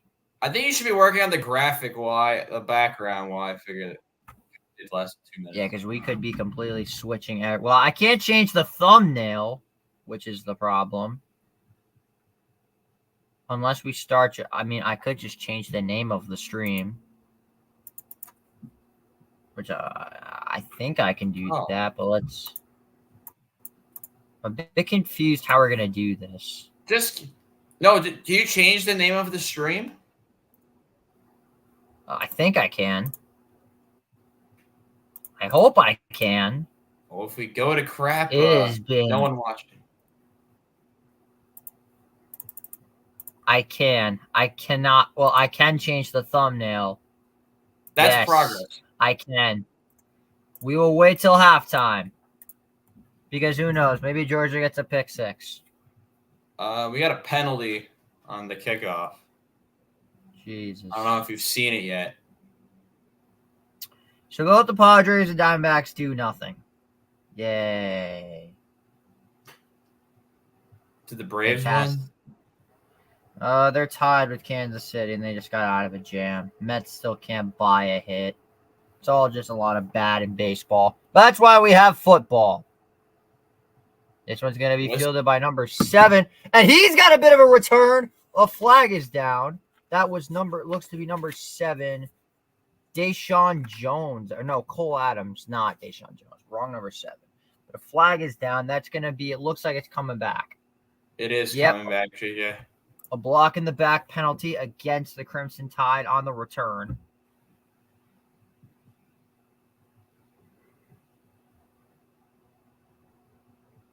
Hey, someone showed me the first half summary of this game.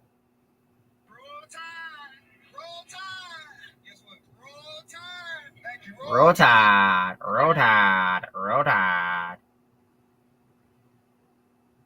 Let me get my iPad real quick. Continue commentating. Hold on. Gladly. 1st and 10 with a minute 31 as we're now seeing the penalty. Yeah, that is almost unnecessary for a block in the back.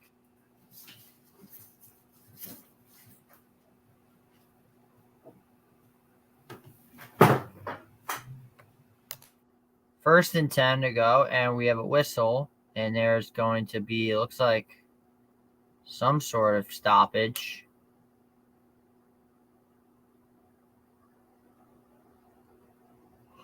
I'm trying to figure out what's going on.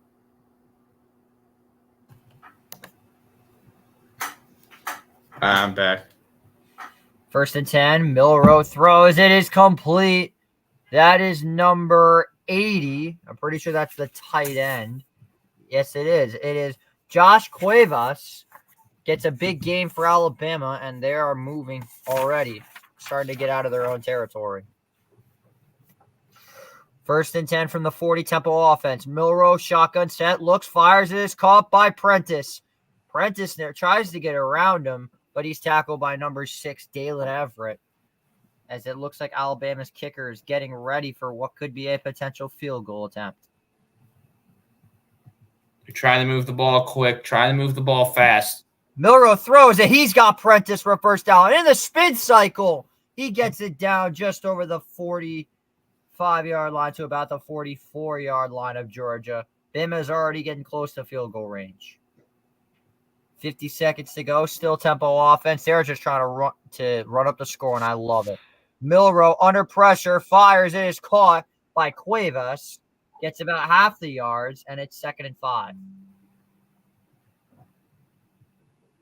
Georgia might have called a timeout, JJ. It might have. I don't know a player on. All I'm seeing is some trickery again with Milrow in the offense. Milrow hit Cuevas on the right side. I'm trying to figure out what's going on here. 2nd and 5, 43 seconds to go. Bernard flits this one. That's going to go to Henderson. Back to Milrow. Screen to Bernard. And he is going to be leveled by Malachi Starks all the way back at the 50. Well, I blew another play for JJ. Awesome.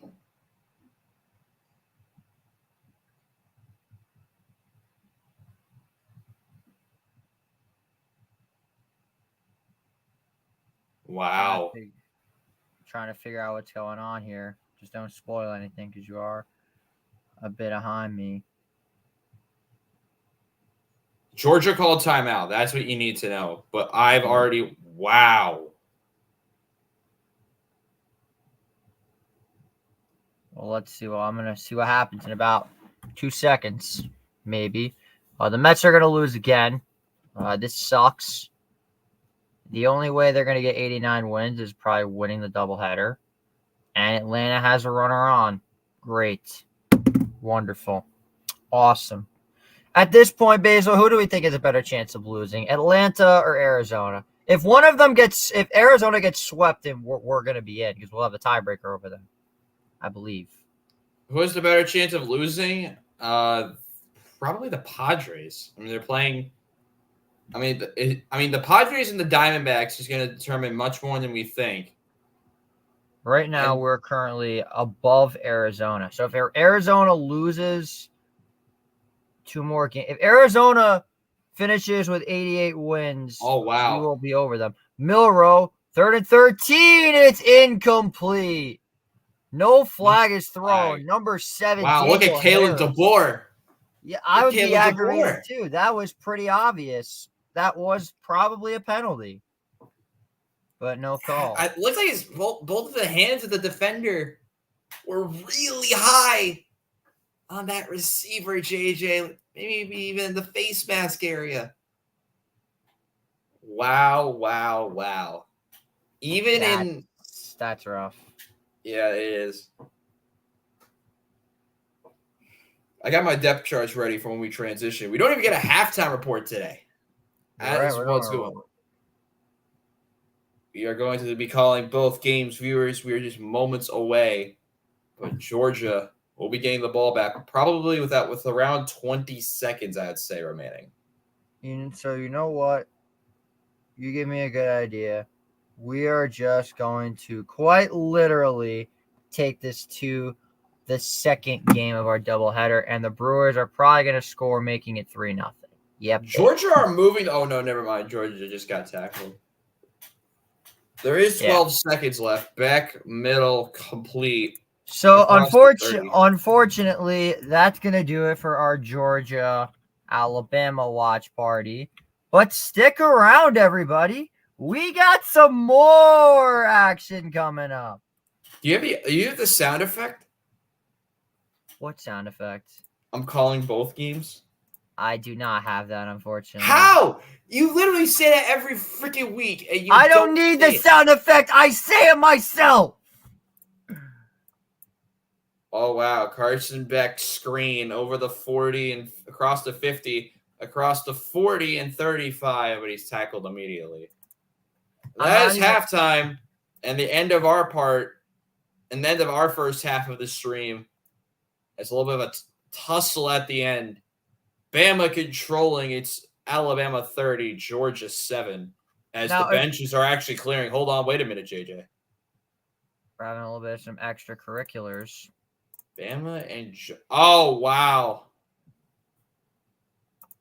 What do we got? So Bama just got an unsportsmanlike conduct penalty, I believe, to end the half. Nice. So it'll end. So it's going to be dead ball. It's going to be a dead ball unsportsmanlike. So it's not going to lead to anything in this half.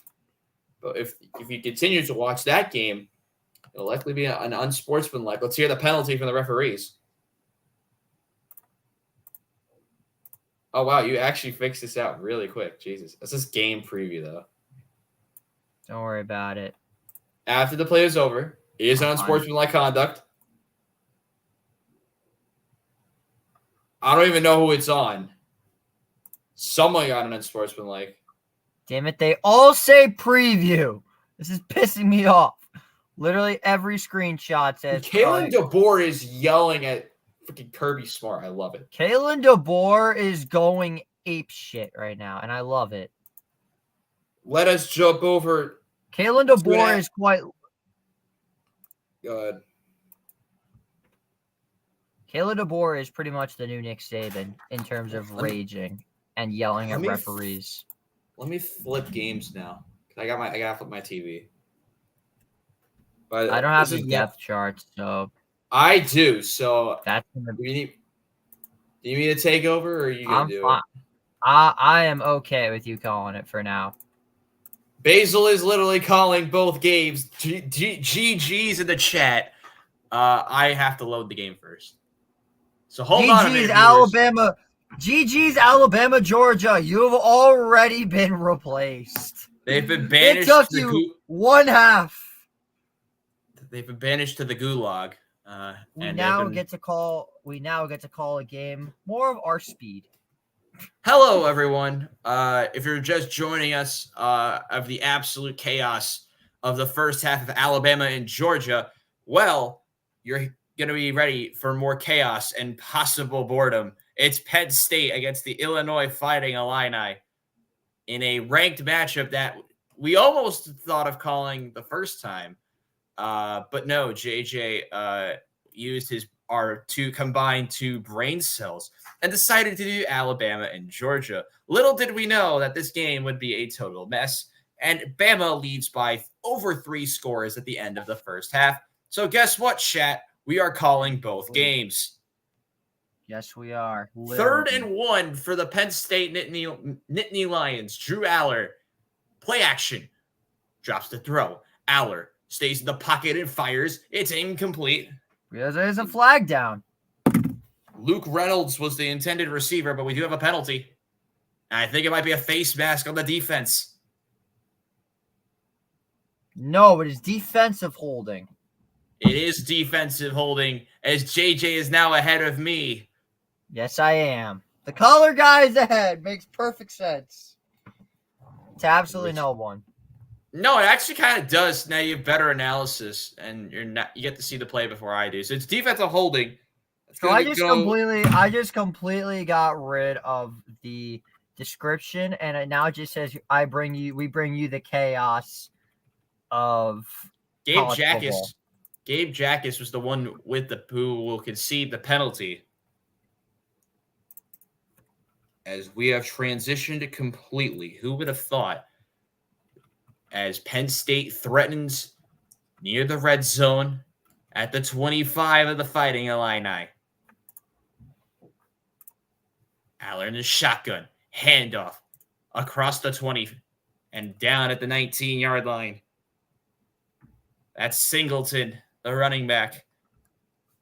And it'll be down after a gain of 6. It'll be 2nd down and 4.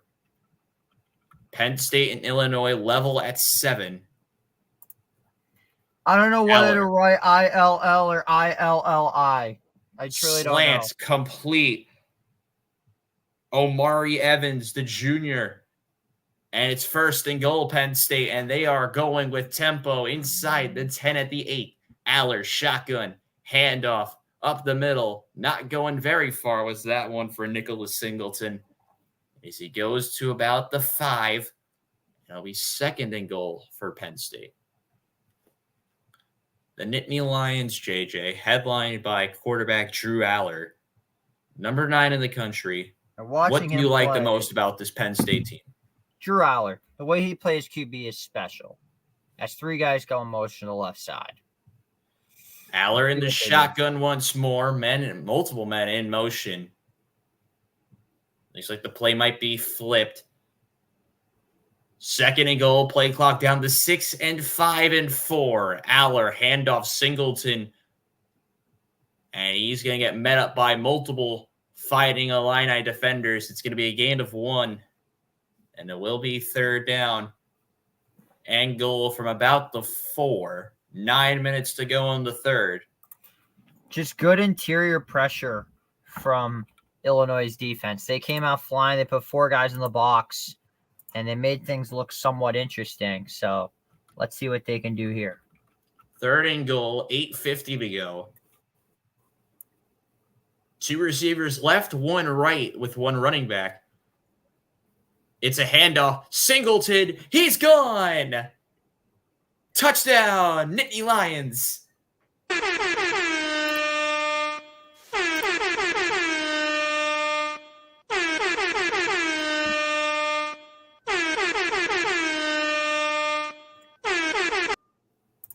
It's Tyler Warren who starts in the backfield, not Drew Aller.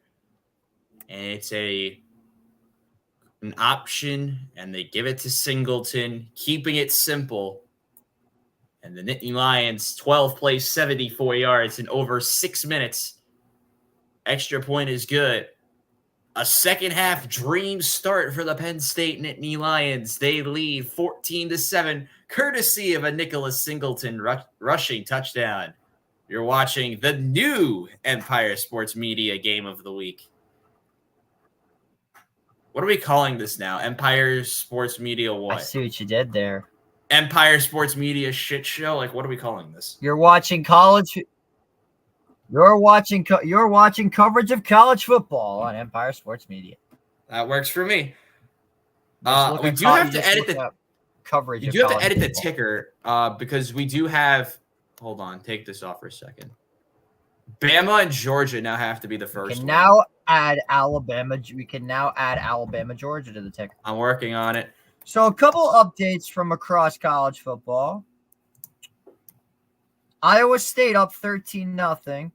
Troy and UL Monroe are having the game of the year, 9-6. That's an excellent game. JJ should call that game. What do we think about that one, chat? Absolutely love that.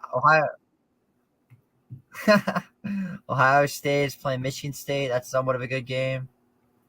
Air Force up 13-7 over Wyoming. New Mexico, Cincinnati losing to Texas Tech. Florida State down 14-9 pretty much at halftime against SMU.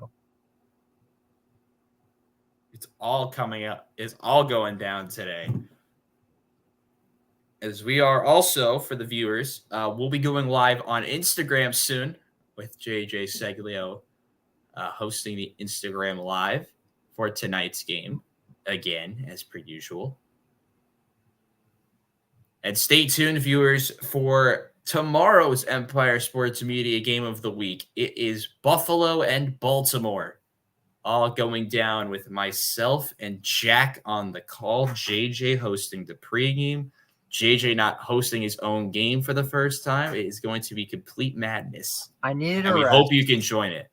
I've done too much. Listen, you want to talk about doing too much? Look at me. And I'm still here. No, I'm saying game of the week stuff. This was all my idea. We know that. It's your channel. Damn right, it's my channel. By the way, we are thrilled to announce Max, the guy that was here earlier today. Max Grant is an official member of Empire Sports Media. Love it. Get him to sign a contract and then call him an official member. I haven't gotten a contract yet. What do we think, chat? Like, should I get a contract sent over to me? Who knows? But back to the game itself, the Big Ten, the expanded Big Ten at it again.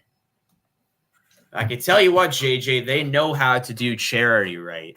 The Big Ten doing a major blood drive recently to help those in need. And the Penn State fans trying to will their team along on whiteout night at Penn State as we are back underway once again, as this one will go through the back of the end zone for a touchback. And let's go talk about this Illinois team because we really haven't been able to talk about them yet. They're one to maybe watch out for as the Big Ten season goes on, headlined by quarterback Luke Altmaier. What do you like about this Illinois offense, JJ?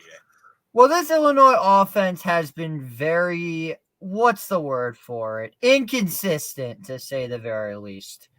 They've had some good days. They've had some bad days. Like the day they had against Northwestern last year. The one they had against Eastern Illinois where they won 45-0. They beat Kansas and Nebraska. They've had themselves some pretty interesting days, and the catalyst has been the man under center, Luke Altmaier. Altmaier finds a receiver immediately. It's Sakari Franklin. But it will be coming back. It is a penalty against Illinois. Illegal shift the penalty. That's going to go against Colin Dixon, the redshirt freshman receiver on the outside. Let's take a look at this one. And never gets set out. Oh, yeah, he's moving after the motion. So a mental mistake. Now we 1st and 15 for the Fighting Illini. Altmaier. Handoff. And it's going to go nowhere. No breaking. Whoa. And getting across the line of scrimmage was Caden Fagan. It's Fagan. Apologies. Number 3. I don't got a name guide in front of me. That was some brutal tackling from Penn State. Multiple missed tackles, but it was number 6, Zakee Wheatley, that cleans up. 2nd and 13. 7:40 to go. Play clock down to 15 and 14. Altmaier trying to get the offense set. Altmaier, play action. Fires left side complete, but not really going anywhere. Is Tanner Arkin, the tight end. It's a gain of at most 1. And the Penn State defense causing trouble, and will now have a 3rd and long for Illinois. Shout out my College Football 25 user, Kobe King, comes in with a beautiful play, reads it like a book, classic shoestring tackle, drags him behind the line, and I cannot hear myself speak right now. This whiteout crowd is unmatched. No one does it better than Penn State on a whiteout. 3rd and 13. Altmaier steps up, fires, deflected, and incomplete. Causing problems was Alex Bray. And it's a 3-and-out for Illinois. Let's take a look at this play right here. So they're coming in with a 4-man rush. You have the line. You have Abdul Carter dropping back in coverage. Alex Bray gets some good coverage coming in off the edge, but it was nearly picked off by Carter, the defensive end. You don't see DBs dropping back in coverage very often. And now the Illini have to punt it away. The pressure all over the place from Penn State, forcing the punt out of Illinois. And whistles. And I think this might be a false start. To add insult to injury. Let's see what the call is by the referees. It looked like there was some movement up front. And it is false start against the Fighting Illini. So problems emerging. It's Petro. Number 42, I believe, is the one who gets called for the penalty. On to punt is, I believe, that's Riley Thompson. Punt is away regardless. Beautiful, beautiful punt. And it's down. Somebody got absolutely pancaked on the 49-yard line. I don't know if you saw that. Yeah, I did see that. But we're also seeing brilliant play up and down the field to start the second half from Penn State. They lead in today's coverage of college football on Empire Sports Media. I'm working on it. I'm trying to get better at this new tag for today's game. Dude, UL Monroe is moving it. What am I watching? Why is the best game right now Charlotte against Rice? Why? I have no idea. I want to watch it. Oh, it's on ESPN Plus. I don't have that on my TV. Tough scenes. UL Monroe continuing to be. Oh, we got a touchdown. Touchdown, UL Monroe. What a game, UL Monroe. Possibly. It might have gotten disallowed. It does count. Add that to the ticker, would you? It is now 12-9. What a game. I'm getting a phone call. I'll put this on speaker. Hello. Yo, JJ, my man, how you doing, dude? Good. How are you? Dude, I'm doing great. You want to go to Publix? I'm in New York. How'd you get there? Bro, what did I just hear? Clip that. Somebody clip that. I'm updating the ticker, and I'm trying to update my lack of brain cells. UL Monroe. UL Monroe, ladies and gentlemen. Causing problems and able to, I think, score, but oh no. Was it disallowed?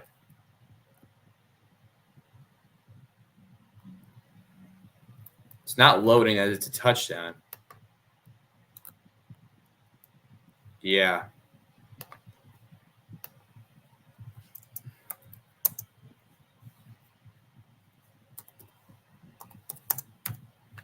You are listening to coverage of Empire Sports Media's college football Frenzy. That's what I'm going to call this. College football frenzy. What was that phone call? I have no idea. I just laughed my ass off for nothing. Oh my god. No, that was great. Do you want to go to Publix? There's no Publix in New York, dipshit.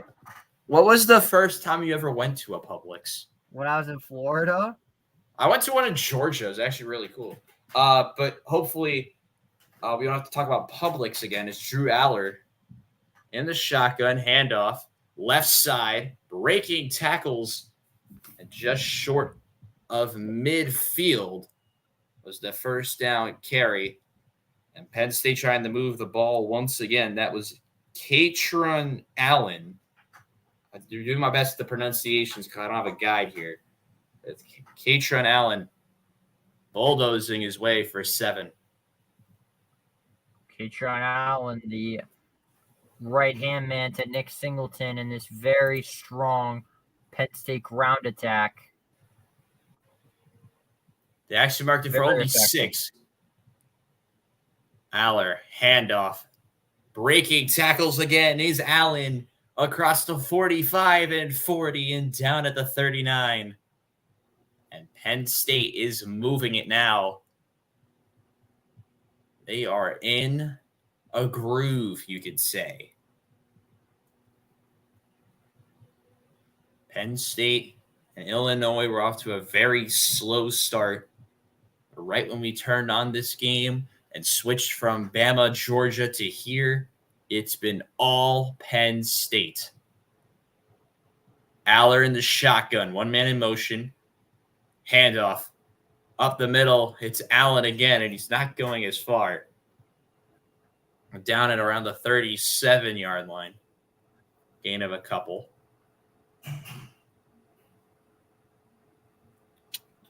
This Illinois defense has been very, suspect, to say the least. It's strange. Indeed it is. Let's see what they can do here on second down. Pairs of receivers on either side. Aller, keeper. Aller tried to break tackles, and it was down right at about the 35. Setting up about a 3rd and about 4 or 5.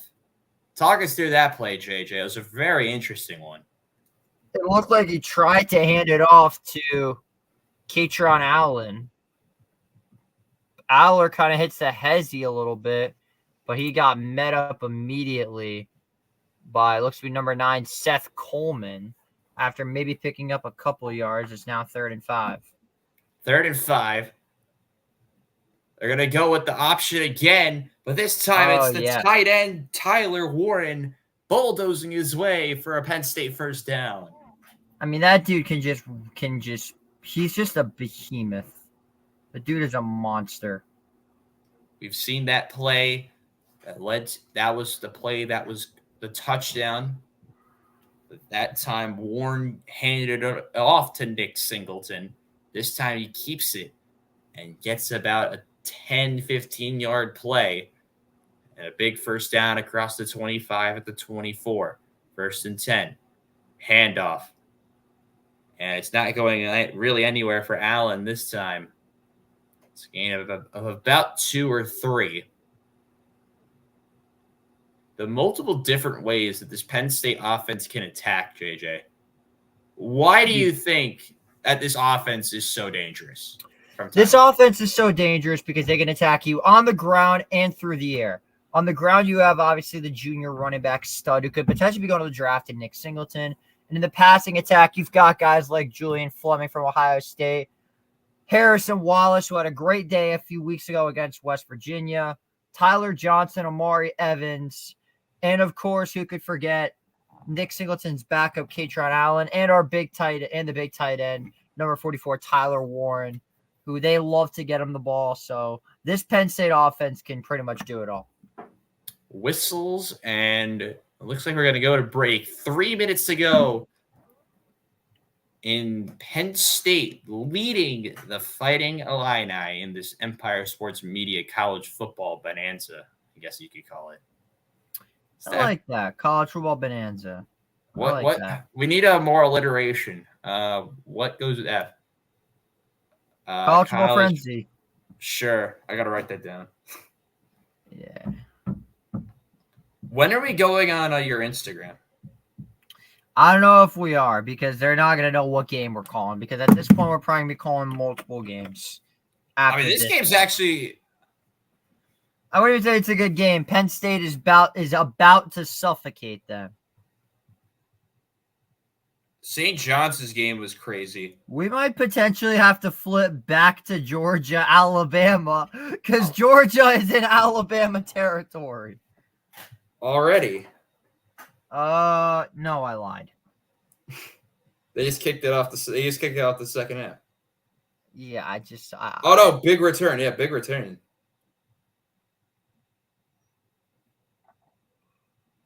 No, we're still not there yet. Sorry, we are not going back to Georgia, Alabama. We are definitely not going to Ohio State, Michigan State. Cincinnati Tech 24-24. We might, if this game becomes a blowout, really go with the calling of multiple games. The Charlotte Rice game is a potential contender. That's your game. That's definitely yours. You thought. Screw that. Listen, I'll take on UL Monroe and Troy, and you can do Charlotte God. Rice. Yeah, that'd be rough. So I know you saw the game. Give us your thoughts on how you think Notre Dame played against Louisville. Oh, I actually didn't watch the game. I was working. Really? Okay. Yeah. Well, I worked till like 5, and I'm actually gonna watch the highlights during the commercial breaks. I saw the second half. I did not see the first half. Why isn't the ticker showing? It should be. No, it's not showing for me.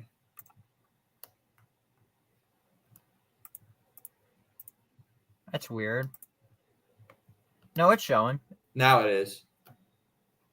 Yeah. Welcome back. Tyler Warren has been a menace in so many ways in this game, from blocking. He scored a touchdown already in this contest back in the first half. He's been big in the passing game, and there you see him with the handoff to Nick Singleton. It feels like he's been everywhere so far, JJ. Yes, it has. 26 receiving yards, 13 yards on the ground on this lone attempt. The senior tight end, versatile for so many uses for this Penn State Nittany Lions offense. 2nd down and 8, play clock down to 7. Handoff, Singleton. Correction, that's Allen. And he'll get about 3. Oh, wow. We fumbled the opening kickoff. Yikes. Well, for those who are just joining us, if you're expecting Alabama and Georgia, we are now officially calling both games. Illinois Penn State has been what we've transitioned to. And Penn State is threatening once again with Drew Aller under center. Well, now he's back in the shotgun. It's gotten so bad in Alabama that we have basically done what they do whenever the Steelers and Chiefs play, cut it to a different game. Quite literally. We're really taking the TV angle seriously. Handoff middle and not enough for Allen. So it looks like Penn State is going to likely go. Oh, no. His offense is going to stay on the field. It's going to be about 4th and about 3.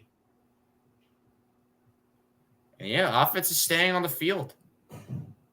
So Penn State is going to go for this with 90 seconds to go in the 3rd. 4th down and 3. Big play coming up for the Nittany Lions. Empty set for Aller. He does take the snap, looks to throw. Aller under major pressure. Complete. And I don't think he got it. We'll see the spot. He might be short. He's short. Let's wait for the ruling. I don't think he got to the line. This is going the other way. And it is going the other way. Illinois makes a stand and will get the ball back on this week's College Football Frenzy on Empire Sports Media.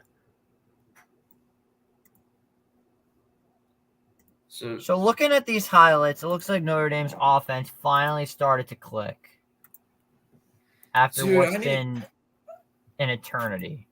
Oh my God, I'm exhausted. We ran. I'm tired, but we move.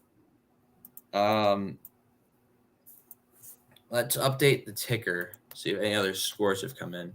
Dude, UL Monroe's game is actually going to go down to the wire with the Warhawks and the Trojans. I love that. We do have a score alert. Clemson. So I has scored. accidentally turned the volume up on my headphones, and the crowd at Notre Dame today was just incredible. We do have a score update. I believe a couple of them at that. Clemson has scored. Iowa State is now cooking with gas. They lead 20-0, and Clemson also leads by 20. Game with UL Monroe, I had the wrong score. We'll check on it right now. If those who are interested in this game for some reason, it is 13-9, not 12-9. My mistake. I'd also like to say we apologize in advance to all the Alabama and Georgia fans. That game is an absolute bloodbath as of right now. Oh my God, Bloodbath. Rice. Please tell me they scored. Come on, Rice. Now we won't. Yeah, it is 30-7. So speaking of, Oh my God, Ohio State. Jesus Christ. draft days on Peacock. Oh, hell yeah. That's awesome. Oh my God, Ohio State. I haven't updated the ticker for them in a minute. It's 38-7. They did the usual. They pulled away. Welcome back to this college football frenzy. JJ, take us through that fourth down play for Penn State. So they were under a heavy rush. They tried hitting Julian Fleming. He would have had the first down, but he tried cutting over to the right, and he was pulled backwards and shoved out of bounds before he could officially cross the line. On first down for the Fighting Illini, it's a handoff that goes pretty much nowhere. On the ground there was Josh McCray. And it's a gain of likely nothing as we're inside the final minute of the third quarter. The Fighting Illini with 2 yards of offense in this third quarter. And it is costing them. But can Altmaier and this Illini offense do anything? Altmaier fires, pass complete. And I believe it's short of the line to gain. And yes, it is. It's the tight end, Tanner Arkin again. It'll be third down and inches. Illinois trying to get something going, get some momentum. But they're going to end the third quarter there. We are through 3 quarters in what has been the more intriguing contest of the night. It was a battle of defense in the first half, and the theme has pretty much continued. Penn State on whiteout night. Illinois trying to shock. Fourth quarter is next in this college football frenzy on Empire Sports Media. Very well said. Thank you. I've been working on this type of stuff, you know.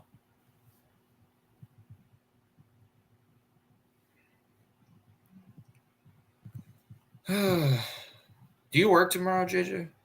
I do not. I film at 9 a.m. though, so or 10 a.m. So I gotta brace myself.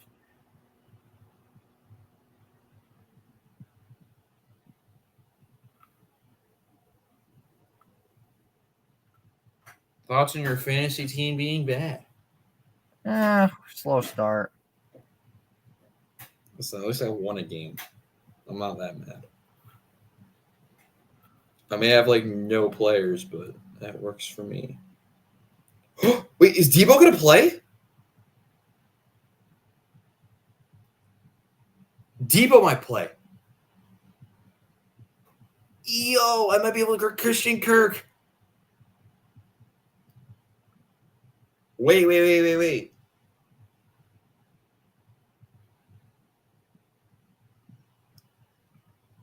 Dude, is he actually going to play?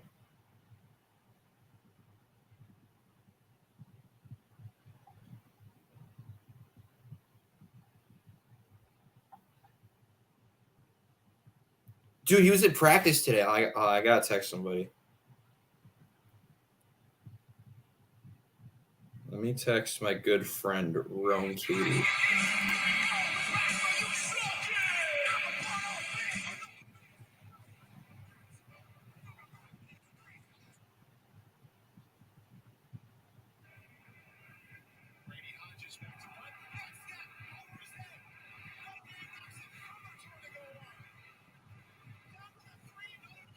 Fourth quarter is just moments away, viewers. Don't go away. We still got 15 minutes of football for your entertainment today. Oh, no. Oh my God, we have an IR spot open.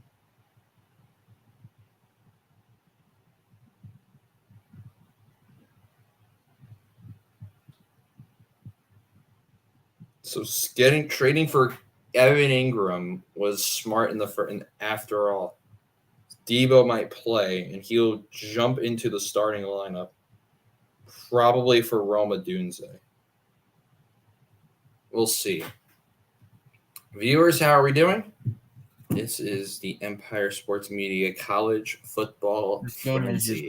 this has just been a rough day. It's been a weird one, to say There's the someone least. named Oh, Dun go on Dun. Instagram. You have to go on Instagram. Someone's named Dun Dun Dun in the chat. What's up? That's funny. I don't know if Oh, I'm gonna go on Instagram. We'll see. You might as well. Maybe. I don't know. It's the fourth quarter. Do it for the culture. Just like we're continuing doing this game. We'll get Welcome later. back. When we get later in the game, if Illinois ties it, I'll go live on Instagram. I think that's very fair. Because now I need to zero in on the Padres game because the Mets lost 6-0. Illinois trying to capitalize. 3rd and 1. Can Altmaier and company get it done? Shout out Jacob QB Kaplan. sneak. Yeah, he got it. He did get it indeed. Basil, I would just like to shout out Jacob Kaplan for giving me MLB TV because now I can watch any MLB game I want to. Will we have to transition this broadcast to baseball? Who the hell knows? No. Yeah, we're not. I'm watching this for myself because I need the Diamondbacks to lose. Down. The Mets can have a fighting chance. Just getting started in the fourth quarter. JJ, update the scoreboard, please. Thank you. Still says quarter 3.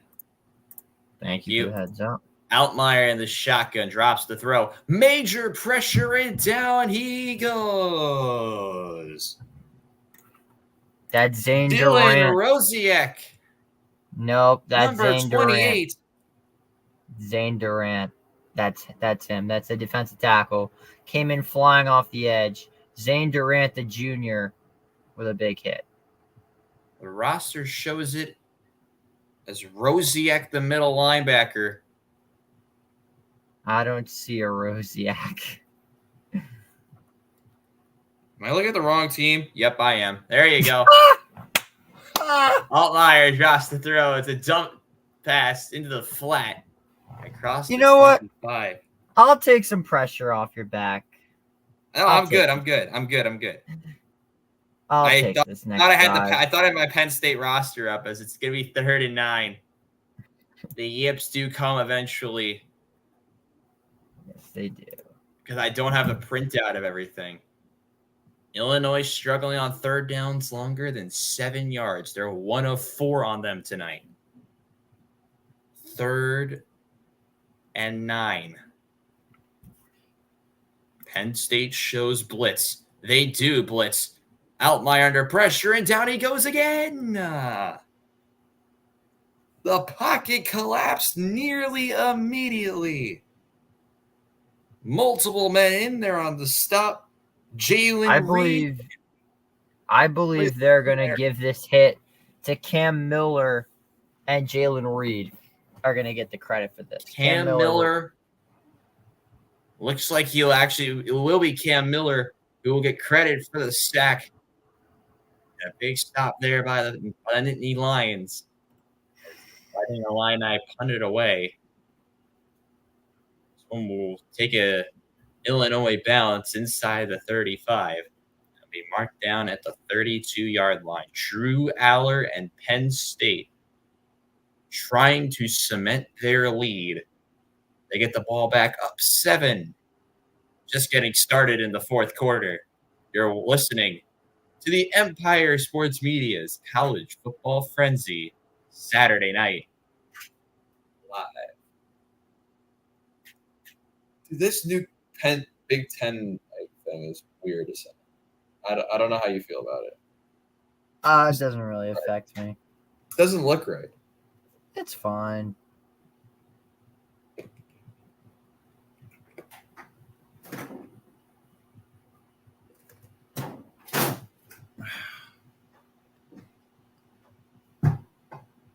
Dude, the yips got to me, bro. Holy hell.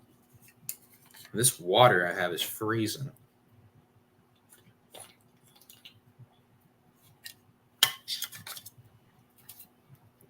Well, I think it's a good time we can do this. JJ Seglio, during this commercial break, give us what to watch out for in the NFL tomorrow.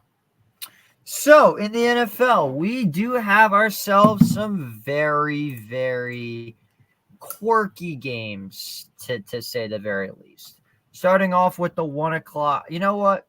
Screw it. I'm just going to run through all the games because why the hell not? I could probably get it done in under a minute.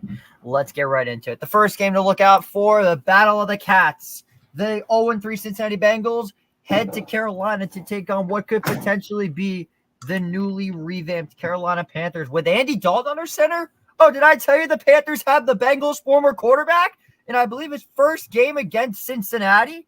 That's the first game to look out for. The second game to look out for is an NFC South matchup, or as I like to call it, tank division, between the Saints and the Falcons. Saints coming off a heartbreaking loss to Philly, and the Falcons coming up with a heartbreaking loss against Kansas City. Sure to be a good one as Carr and Cousins go one-on-one. After that, you have the Jaguars and the Texans, where C.J. Stroud looks to rebound from the embarrassing loss to Minnesota, where the Jaguars just look to be able to learn how to walk.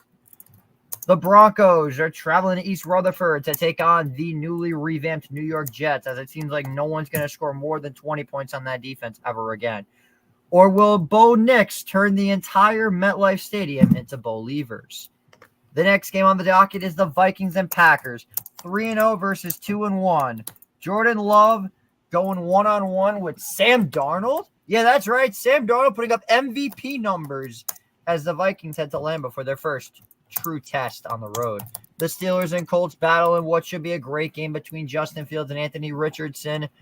Caleb Williams faces his first true daunting opponent besides Houston and the Rams. The Eagles and Bucks go one-on-one in an NFC wildcard rematch, and that'll pretty much do it for the 1 o'clock window. Other notable games are the Pats and 49ers, Commies and Cardinals, Chiefs and Chargers, Browns and Raiders. And we have a fumble. That's going to be Illinois football. I think it is, JJ. It's a It fumble. is. Illinois football. Right at the end, as I think that was Nicholas Singleton was trying to extend the play, and the Fighting Illini recover. Ooh, that's gonna be tough. He may have been down, but they have to. Even though it didn't happen in the Miami game, we need indisputable video evidence to overturn the call on the field. The question is, did the elbow hit the ground first? It does, but I think. Let me look at this.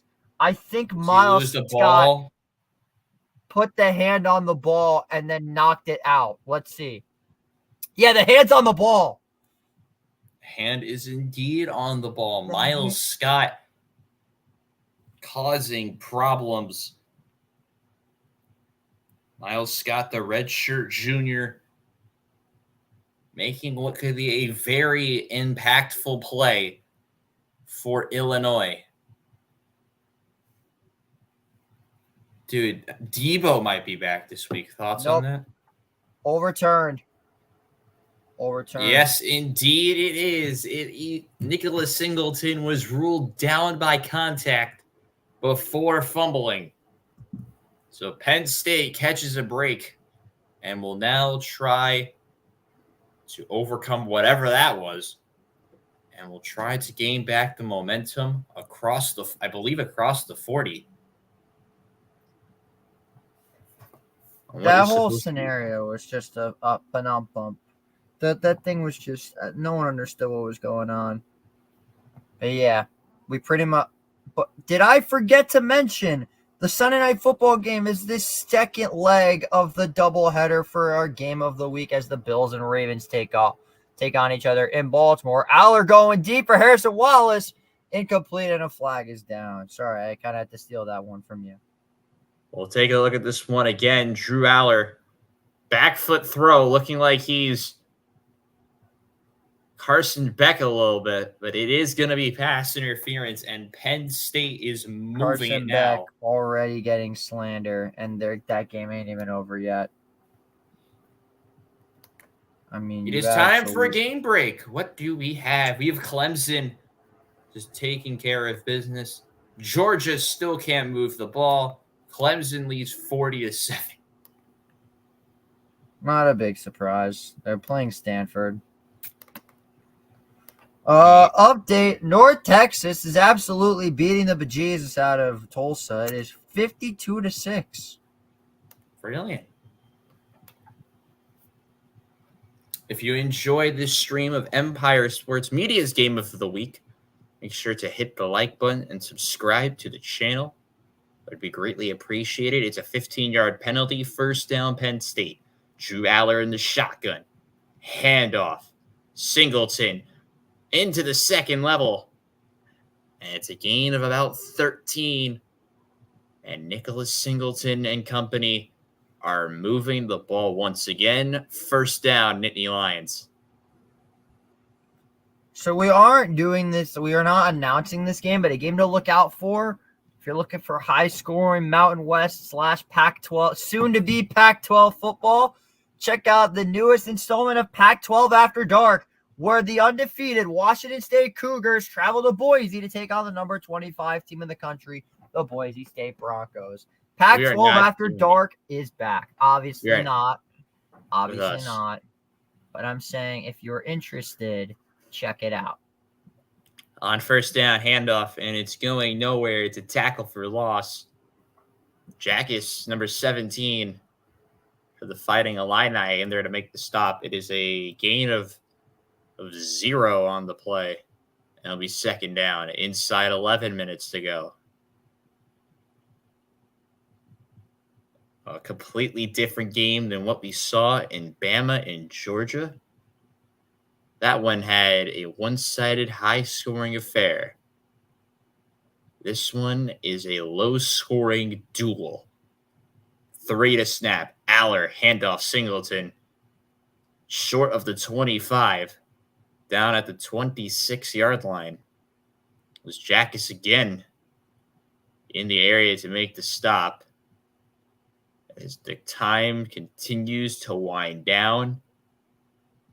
How crucial this drive can be, JJ, for both teams. Because time is not on Illinois' side. Needing a quicker stop than this. As it looks like they're going Wildcat again, JJ. They do. Hearing a couple of boo birds from the Penn State crowd. It looks like they wanted to get a bit aggressive. Handoff, Allen. And they'll get about half the distance back. So Penn State not playing aggressive again. Second time they've done this. And they will maybe take the 3 this time. Remember, last time they did something similar on third down in the very similar area and went for it and got stopped. This time they are going to go for the field goal with Sanders Sahadik. 0 for 1 in this game. They'll try to gain redemption inside 9 minutes remaining. Snap, hold, no good. Wow. Wide right, his second missed field goal in a row tonight. And the Fighting Illini have hope again. So if you don't mind, Basil, I'm going to let you take over for about 30 seconds. I need to go run to the restroom. The Fighting Illini are still in it. don't go away. It's all going down. Penn State and Illinois in this college football frenzy of a Saturday night.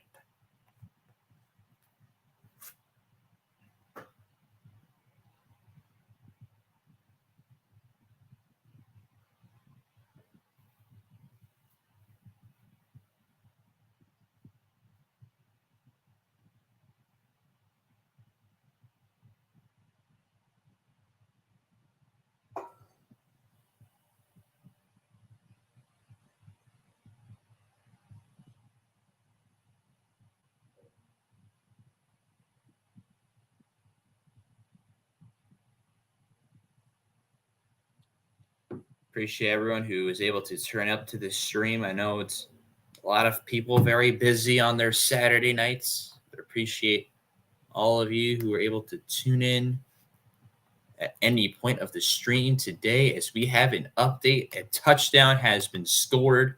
Touchdown, Georgia. Folks, it is not over yet. Georgia has scored and gotten a 2-point conversion. It is now Bama 30, Georgia 15. So it's not at that point yet. Carson Beck to Arian Smith. So Carson Beck off to a better start to the second half. But still have a long way to go in that third quarter. It's possible we head over there, depending on what is going on here. But what we do know, viewers, is that there is still much to go with Penn State and Illinois.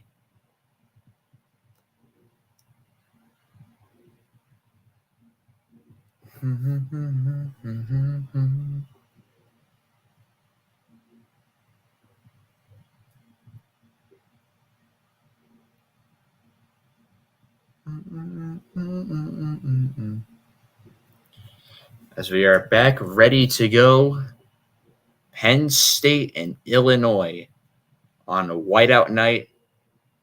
Sanders Sahedek, the junior, missing 2 field goals from inside 45 yards. And Illinois have life again. First down and 10. Altmaier in the shotgun. Handoff. No, it's a keeper. Altmaier across the 25. And the ball does come free. But they will rule Altmaier down prior to him losing the football. Shy of the 25-yard line. Take a look at this one again. Altmaier had his elbow and knee down and then coughed up the ball. So he will be down by contact, and it will be second down and about 5 or 6. Second and 6. Illinois needing a touchdown. Altmaier, slant, complete. Across the 35 and the 40, and just shy of the 45. Pat Bryant. Big old number 13, the senior. With a big chunk play for the Fighting Illini. And for the first time in this second half, some life in this Illinois offense. As they'll go with tempo with Altmaier. They're going to go with a play switch. Play clock down to 17, 16, and 15. 7.5 minutes to go. Penn State leading Illinois by 7. Altmaier, play action. Looking right-hand side. He's got a man. No, it's overthrown. Pat Bryant, again, the intended receiver. Going with a little bit of an attempt at a double move. But just over the hands of Bryant. And incomplete. Not a bad look from Luke Altmaier. But not the best throw either. Second and 10. Hands off across the 45 and just to about midfield for Caden Fagan. We're just at about 7 minutes to go. Penn State and Illinois duking it out to the end. This Penn State crowd really getting into it now. 3rd down and 4. 1 for 3 in the second half on 3rd down. Toss. Going nowhere. Tackle immediately. Big time stop.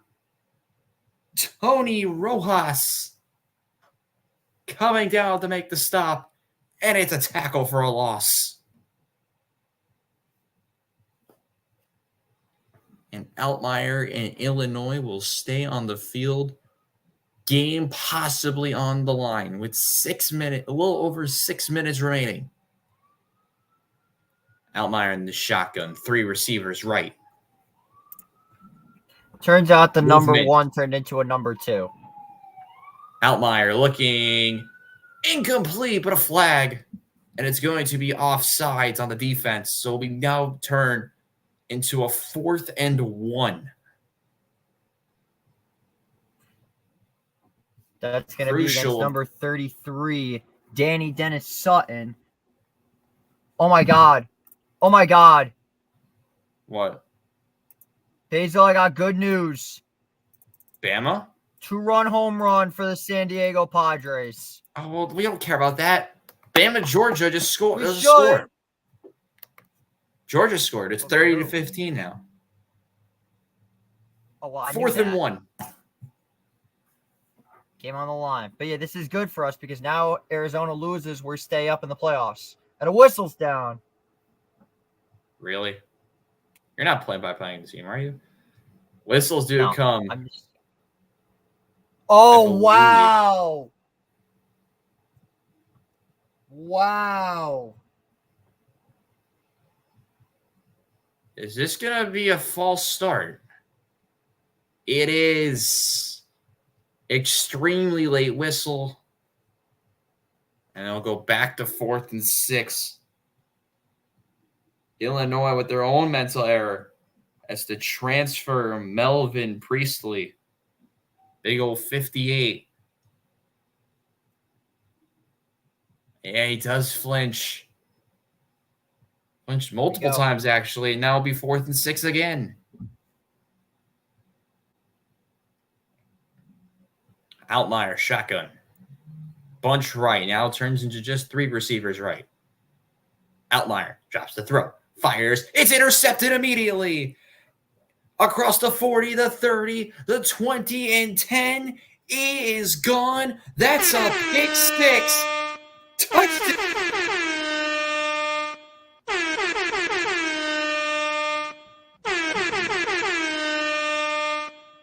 The interception was by A.J. Harris. Well, and it won't be. like this Well, might it will stand. not be a touchdown. It will stand as an interception. And guess what? In the biggest play of the game, where they could have potentially gotten an upset, Luke Altmaier, you didn't clutch up. You know what you did? You fucked the ball.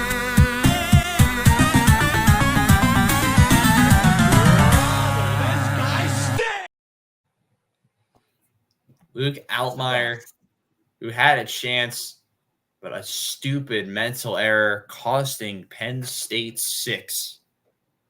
The only positive is now, if you really think about it, JJ, is that Penn State can drain the clock and end this game.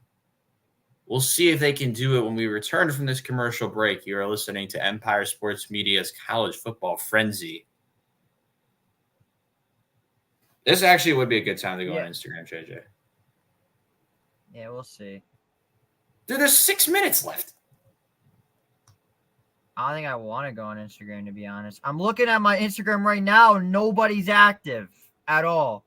I legit looked at art. If I was to go live right now, how many people are active? 4. How's mine? Mine actually is a lot. Okay, never mind. It's 135. Okay, then. Yeah. But good news, Arizona is losing 3-0.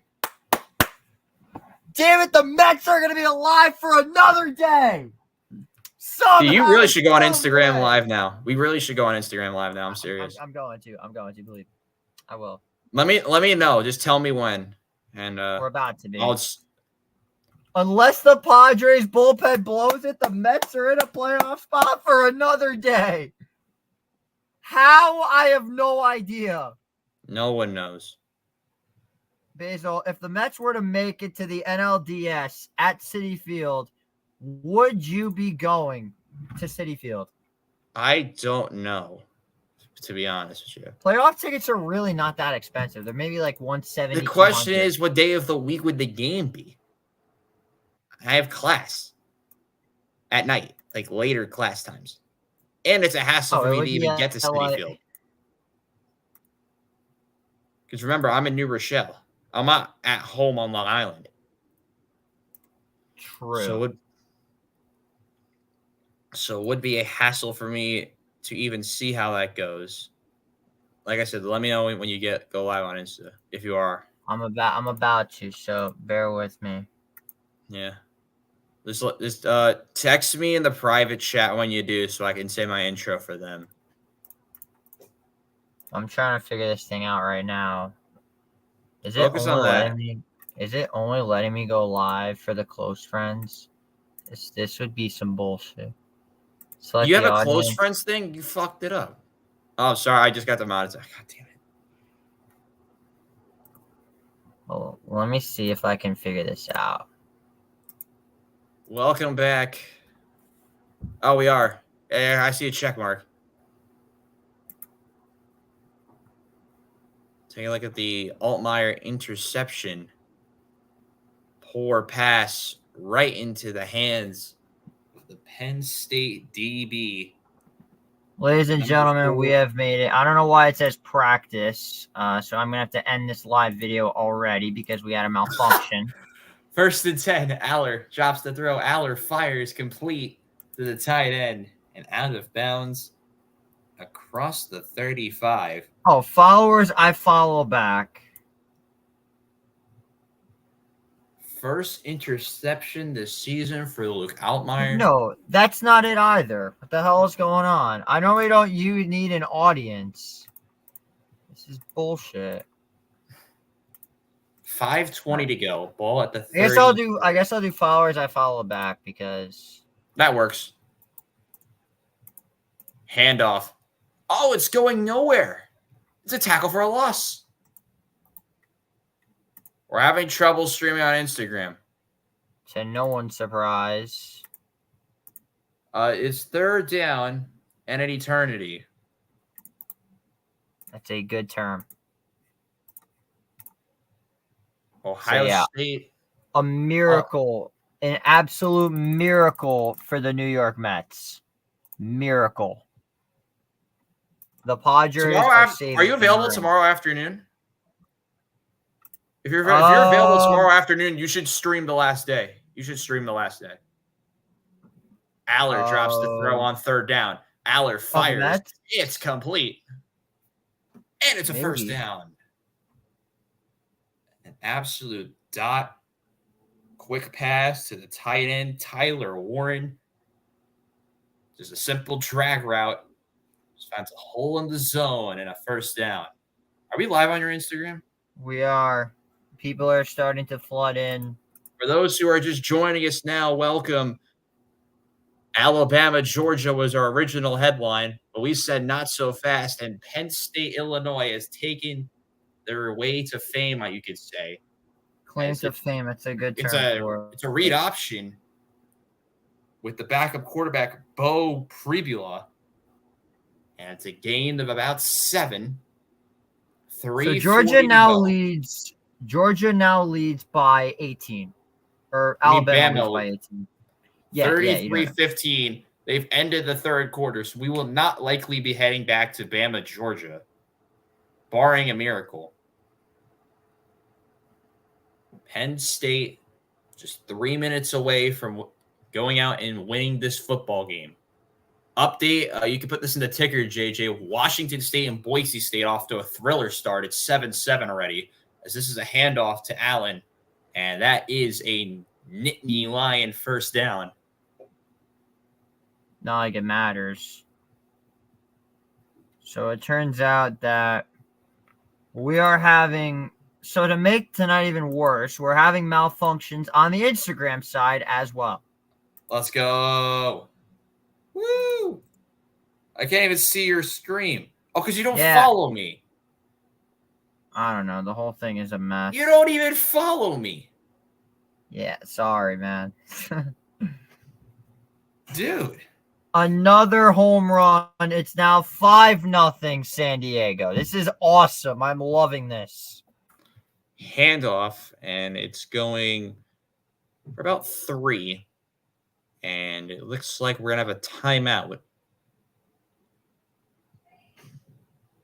So here's my timeout Fighting question. Illini.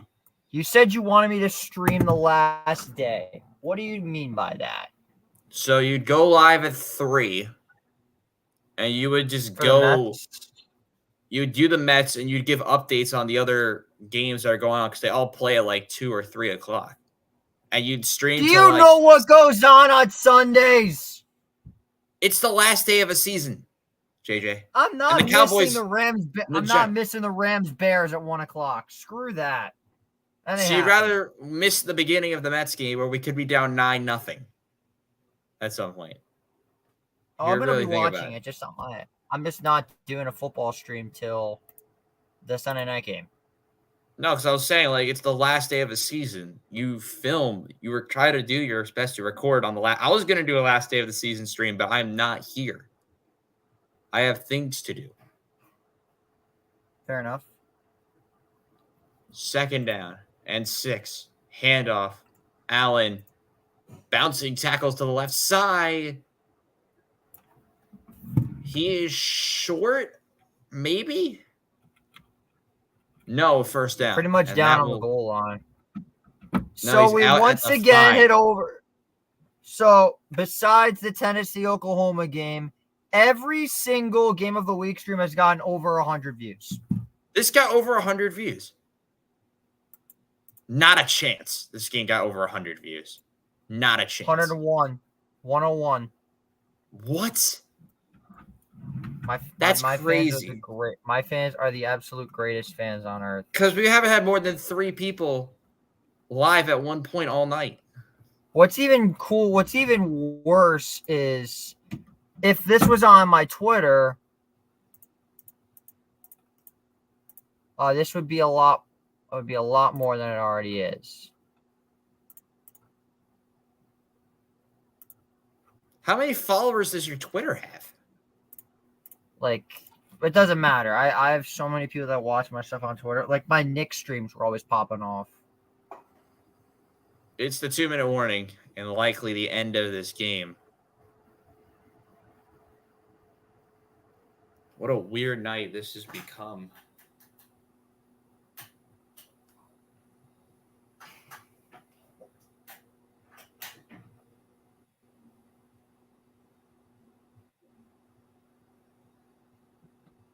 All right, so good news. I found Max Grant's Snapchat. He is going to be added to our Empire. You know what? I'm just calling this the Empire Sports Media group chat. This is no longer Game of the Week. This is now Empire Sports Media. Is Jacob even in that group chat? Yeah. I don't even remember who's in it. I'm missing what's Don't going worry. on. I'm gonna find new members very soon. Hold on.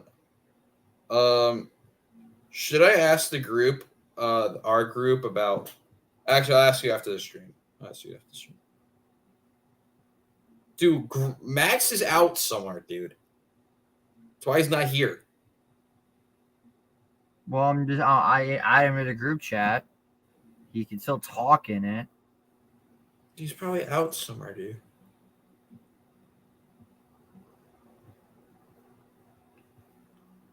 Well, folks, if you like football and you like Empire Sports Media, tune in tomorrow for Empire Sports Media's second game of the second stream of our doubleheader of streams. I told Jacob, you can't escape the maize and blue. Max is a Michigan fan. He said great.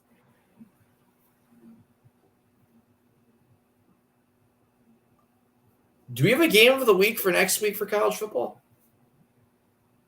We Or not yet? do not have one set in stone. Do we have an NFL game of the week next week? I don't think we have either set in stone. Well, we'll find out tomorrow. Handoff up the middle. Allen. Touchdown.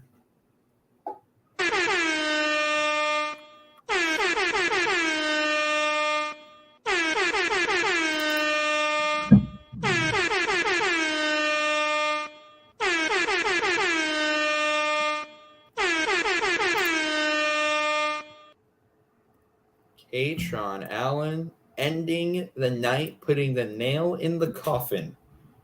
And Penn State, who have played a very frustrating contest, lead by multiple scores. Are we doing a post game?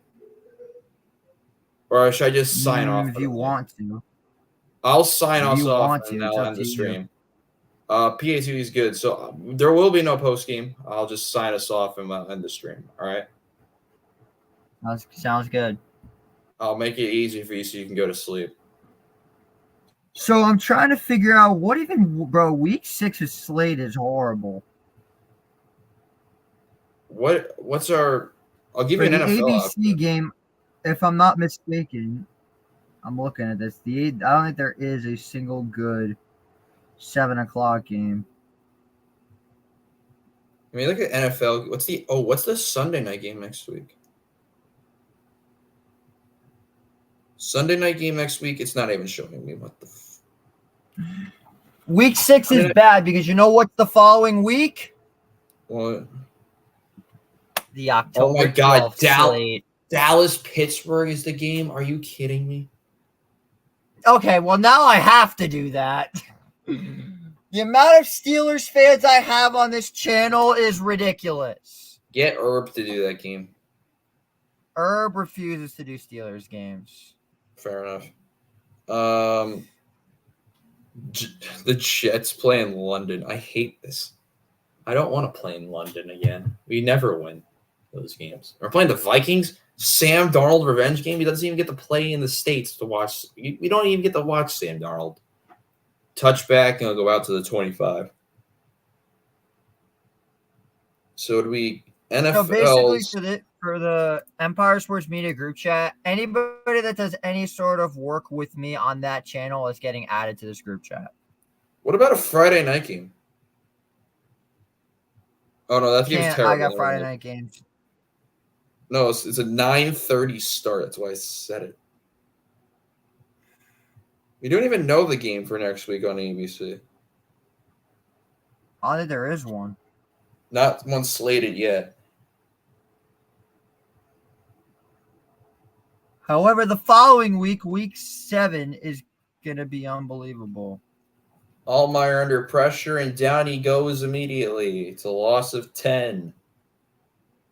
And that likely will end this game. What a spin from Jalen Reed. Pretty much. It's Reed again coming down from his safety position to put pressure on the quarterback. So, what is your the game week of plan? October 12th? Week of October 12th, we have a few options. Altmaier pitch, and it's going to go across the 20. I'm looking at my Google Calendar. I'm trying. I think it's got to be Oregon State, Ohio State. Fuck! It's Yom Kippur that week. Son of a bitch. What if we do doubleheader college football with two different crews? Could do that. I think I could get a separate crew of people. Me, Kyle, and then you. Not Kyle. Fucking hell. Me and Jack and you and someone else. Or like depending on how. Do it, dude. Me and Kyle can definitely do something. The Sunday night game. Oh my God, yeah, we're doing a doubleheader of college football. The Sunday night game is Giants Bengals. Absolutely not. Oh, I'm already doing that game. I'm already doing that. We're doing 3 games that weekend. I'm only doing 1. That's not no. That's not a game of the week. That's a giant stream I'm doing. Oh shit. I'm gonna do a giant stream that day because my buddy's a Bengals fan and he's been begging me to hop on. So I'm like, sure, So why not? it's one game on the Saturday night then. Well, I'm taking a look right now at the. That has to be a doubleheader night. Dropping the throw is Altmaier, rolling right, evades 1, evades 2, fires on the run. It's incomplete. Looks like it was defended well. We could very well. Oh, yo, we could very well do Packers Rams at 4:25 next week. I'm working. Next week. Better yet, we could do the Monday night game, Saints Chiefs. Hell no, that game's horrible. That game's awful. All right. Well, the following week 6 October we're doing Bills Jets. That's game of the week. Bills Jets. Here we go. 4th to 12. Altmaier looks fires to throw complete across the 40 and a first down. I don't know why. Maybe they're trying to hold the spread. So 2 weeks from now, we're going to be doing our first Monday night football. Dude, we're doing 4 games that weekend. Jesus Christ. The Bills and the Jets on Monday night. Our first. I have to do that game. I have to be on Jet stream. If I'm doing giant streams, I got to do Jet streams. It's only right. I have to be on for that now. Oh, you're going to call it. Oh, let's go. I'm calling 2 Bills games. Cool. I know. You're not getting any bias out of me. Altmaier rolls out right, fires. Oh my god. Hey man, listen, I tried my best. And I got pretty far with the Lions game. Then overtime happened. Shoved out at the 38 is whoever the hell that is. We're just trying to get to the end of this game, chat. I'm tired. JJ's tired. This game's over. I wouldn't this say was we're the tired. biggest block. We're just tired of calling. We're just tired of calling football games. My chat crazy update. We are not going. Came up with the idea that I should commentate soccer games on my channel, which is not a horrible idea, but I just don't have the time for it. Timeout Penn State. James Franklin calls timeout.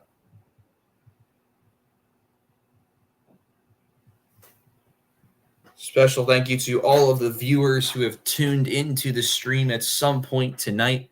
Whether you're with us now or you were with us in the first 2 minutes, appreciate you being with us here this evening. It has been a bit of an Sorry to interrupt, but just a bit of an update involving the Mets. They win tomorrow, they're in. All they have to do is win and they're in. If they don't win, we're going to have to rely on Arizona to lose, and we'll have to win one of the doubleheader games. 55 seconds to go. Because shit's about to hit the fan. Buckle up. All we know is that in a couple of weeks, we will see so many Empire Sports Media games of the week. Altmaier drops the throw. Under major duress again. Altmaier jukes past one, but can't get past them all. Big sack. Another one for Penn State. And the final timeout will be taken by the Fighting Illini.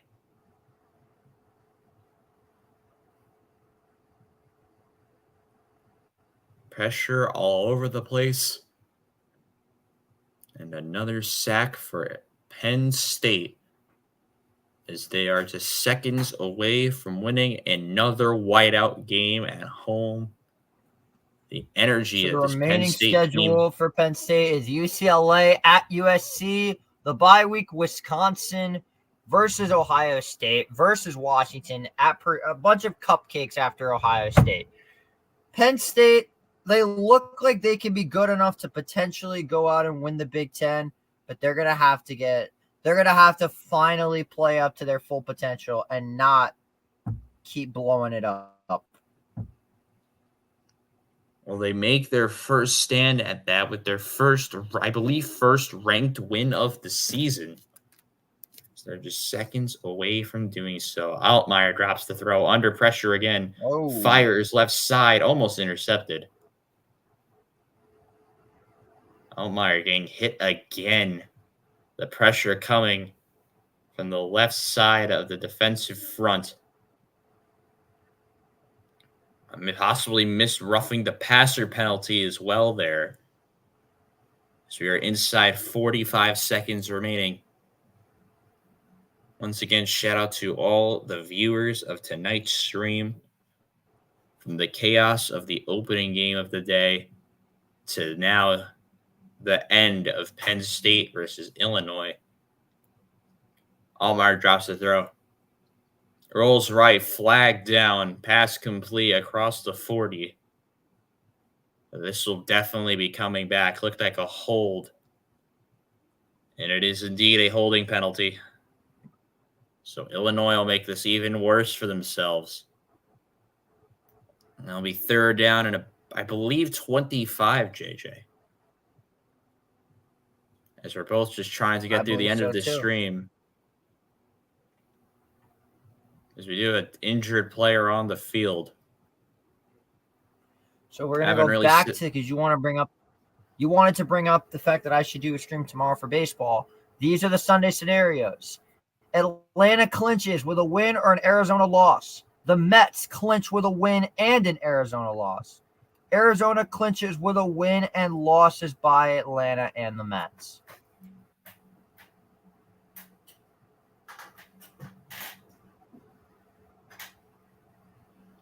You look at the Penn State rushing defense, how well they're able to stop the run in the second half. 11, 27, 26, and negative 15 yards. They have not allowed 30 rushing yards in the second half to any of their first four opponents. And they make their first statement of the year, beating the ranked Fighting Illini. JJ Seglio, your thoughts as we are nearing the end? This Illinois team has had themselves a pretty fun first few weeks of the season. But now when they play these big teams, it's pretty much was expected. 3rd and 25. Altmaier. Penn State rush 3 and possibly 4. Altmaier on the run. He loses the football. It's a fumble. It's recovered by the defense. Well, I've only used it for interceptions, but now I can use it for a fumble.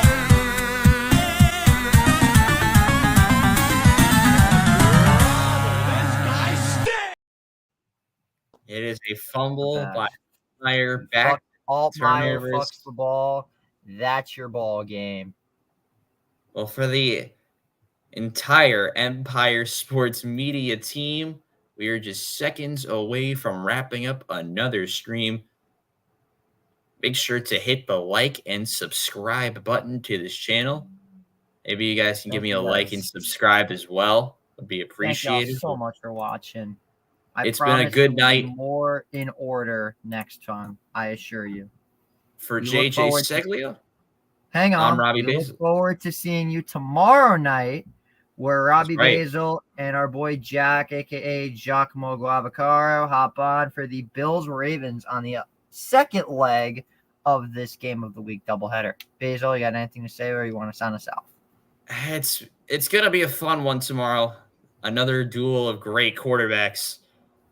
Hopefully, we tried to see that earlier on, but the fireworks happened in the end for likely Alabama and Penn State, as that will do it for tonight's Empire Sports Media Game of the Week. Or if you like to call it a college football frenzy, you can call that as well. For JJ Seglio and the entire Empire Sports Media team, I'm Robbie Basel saying good night. Penn State get their first ranked win of the season. They take this one by a final score of 20.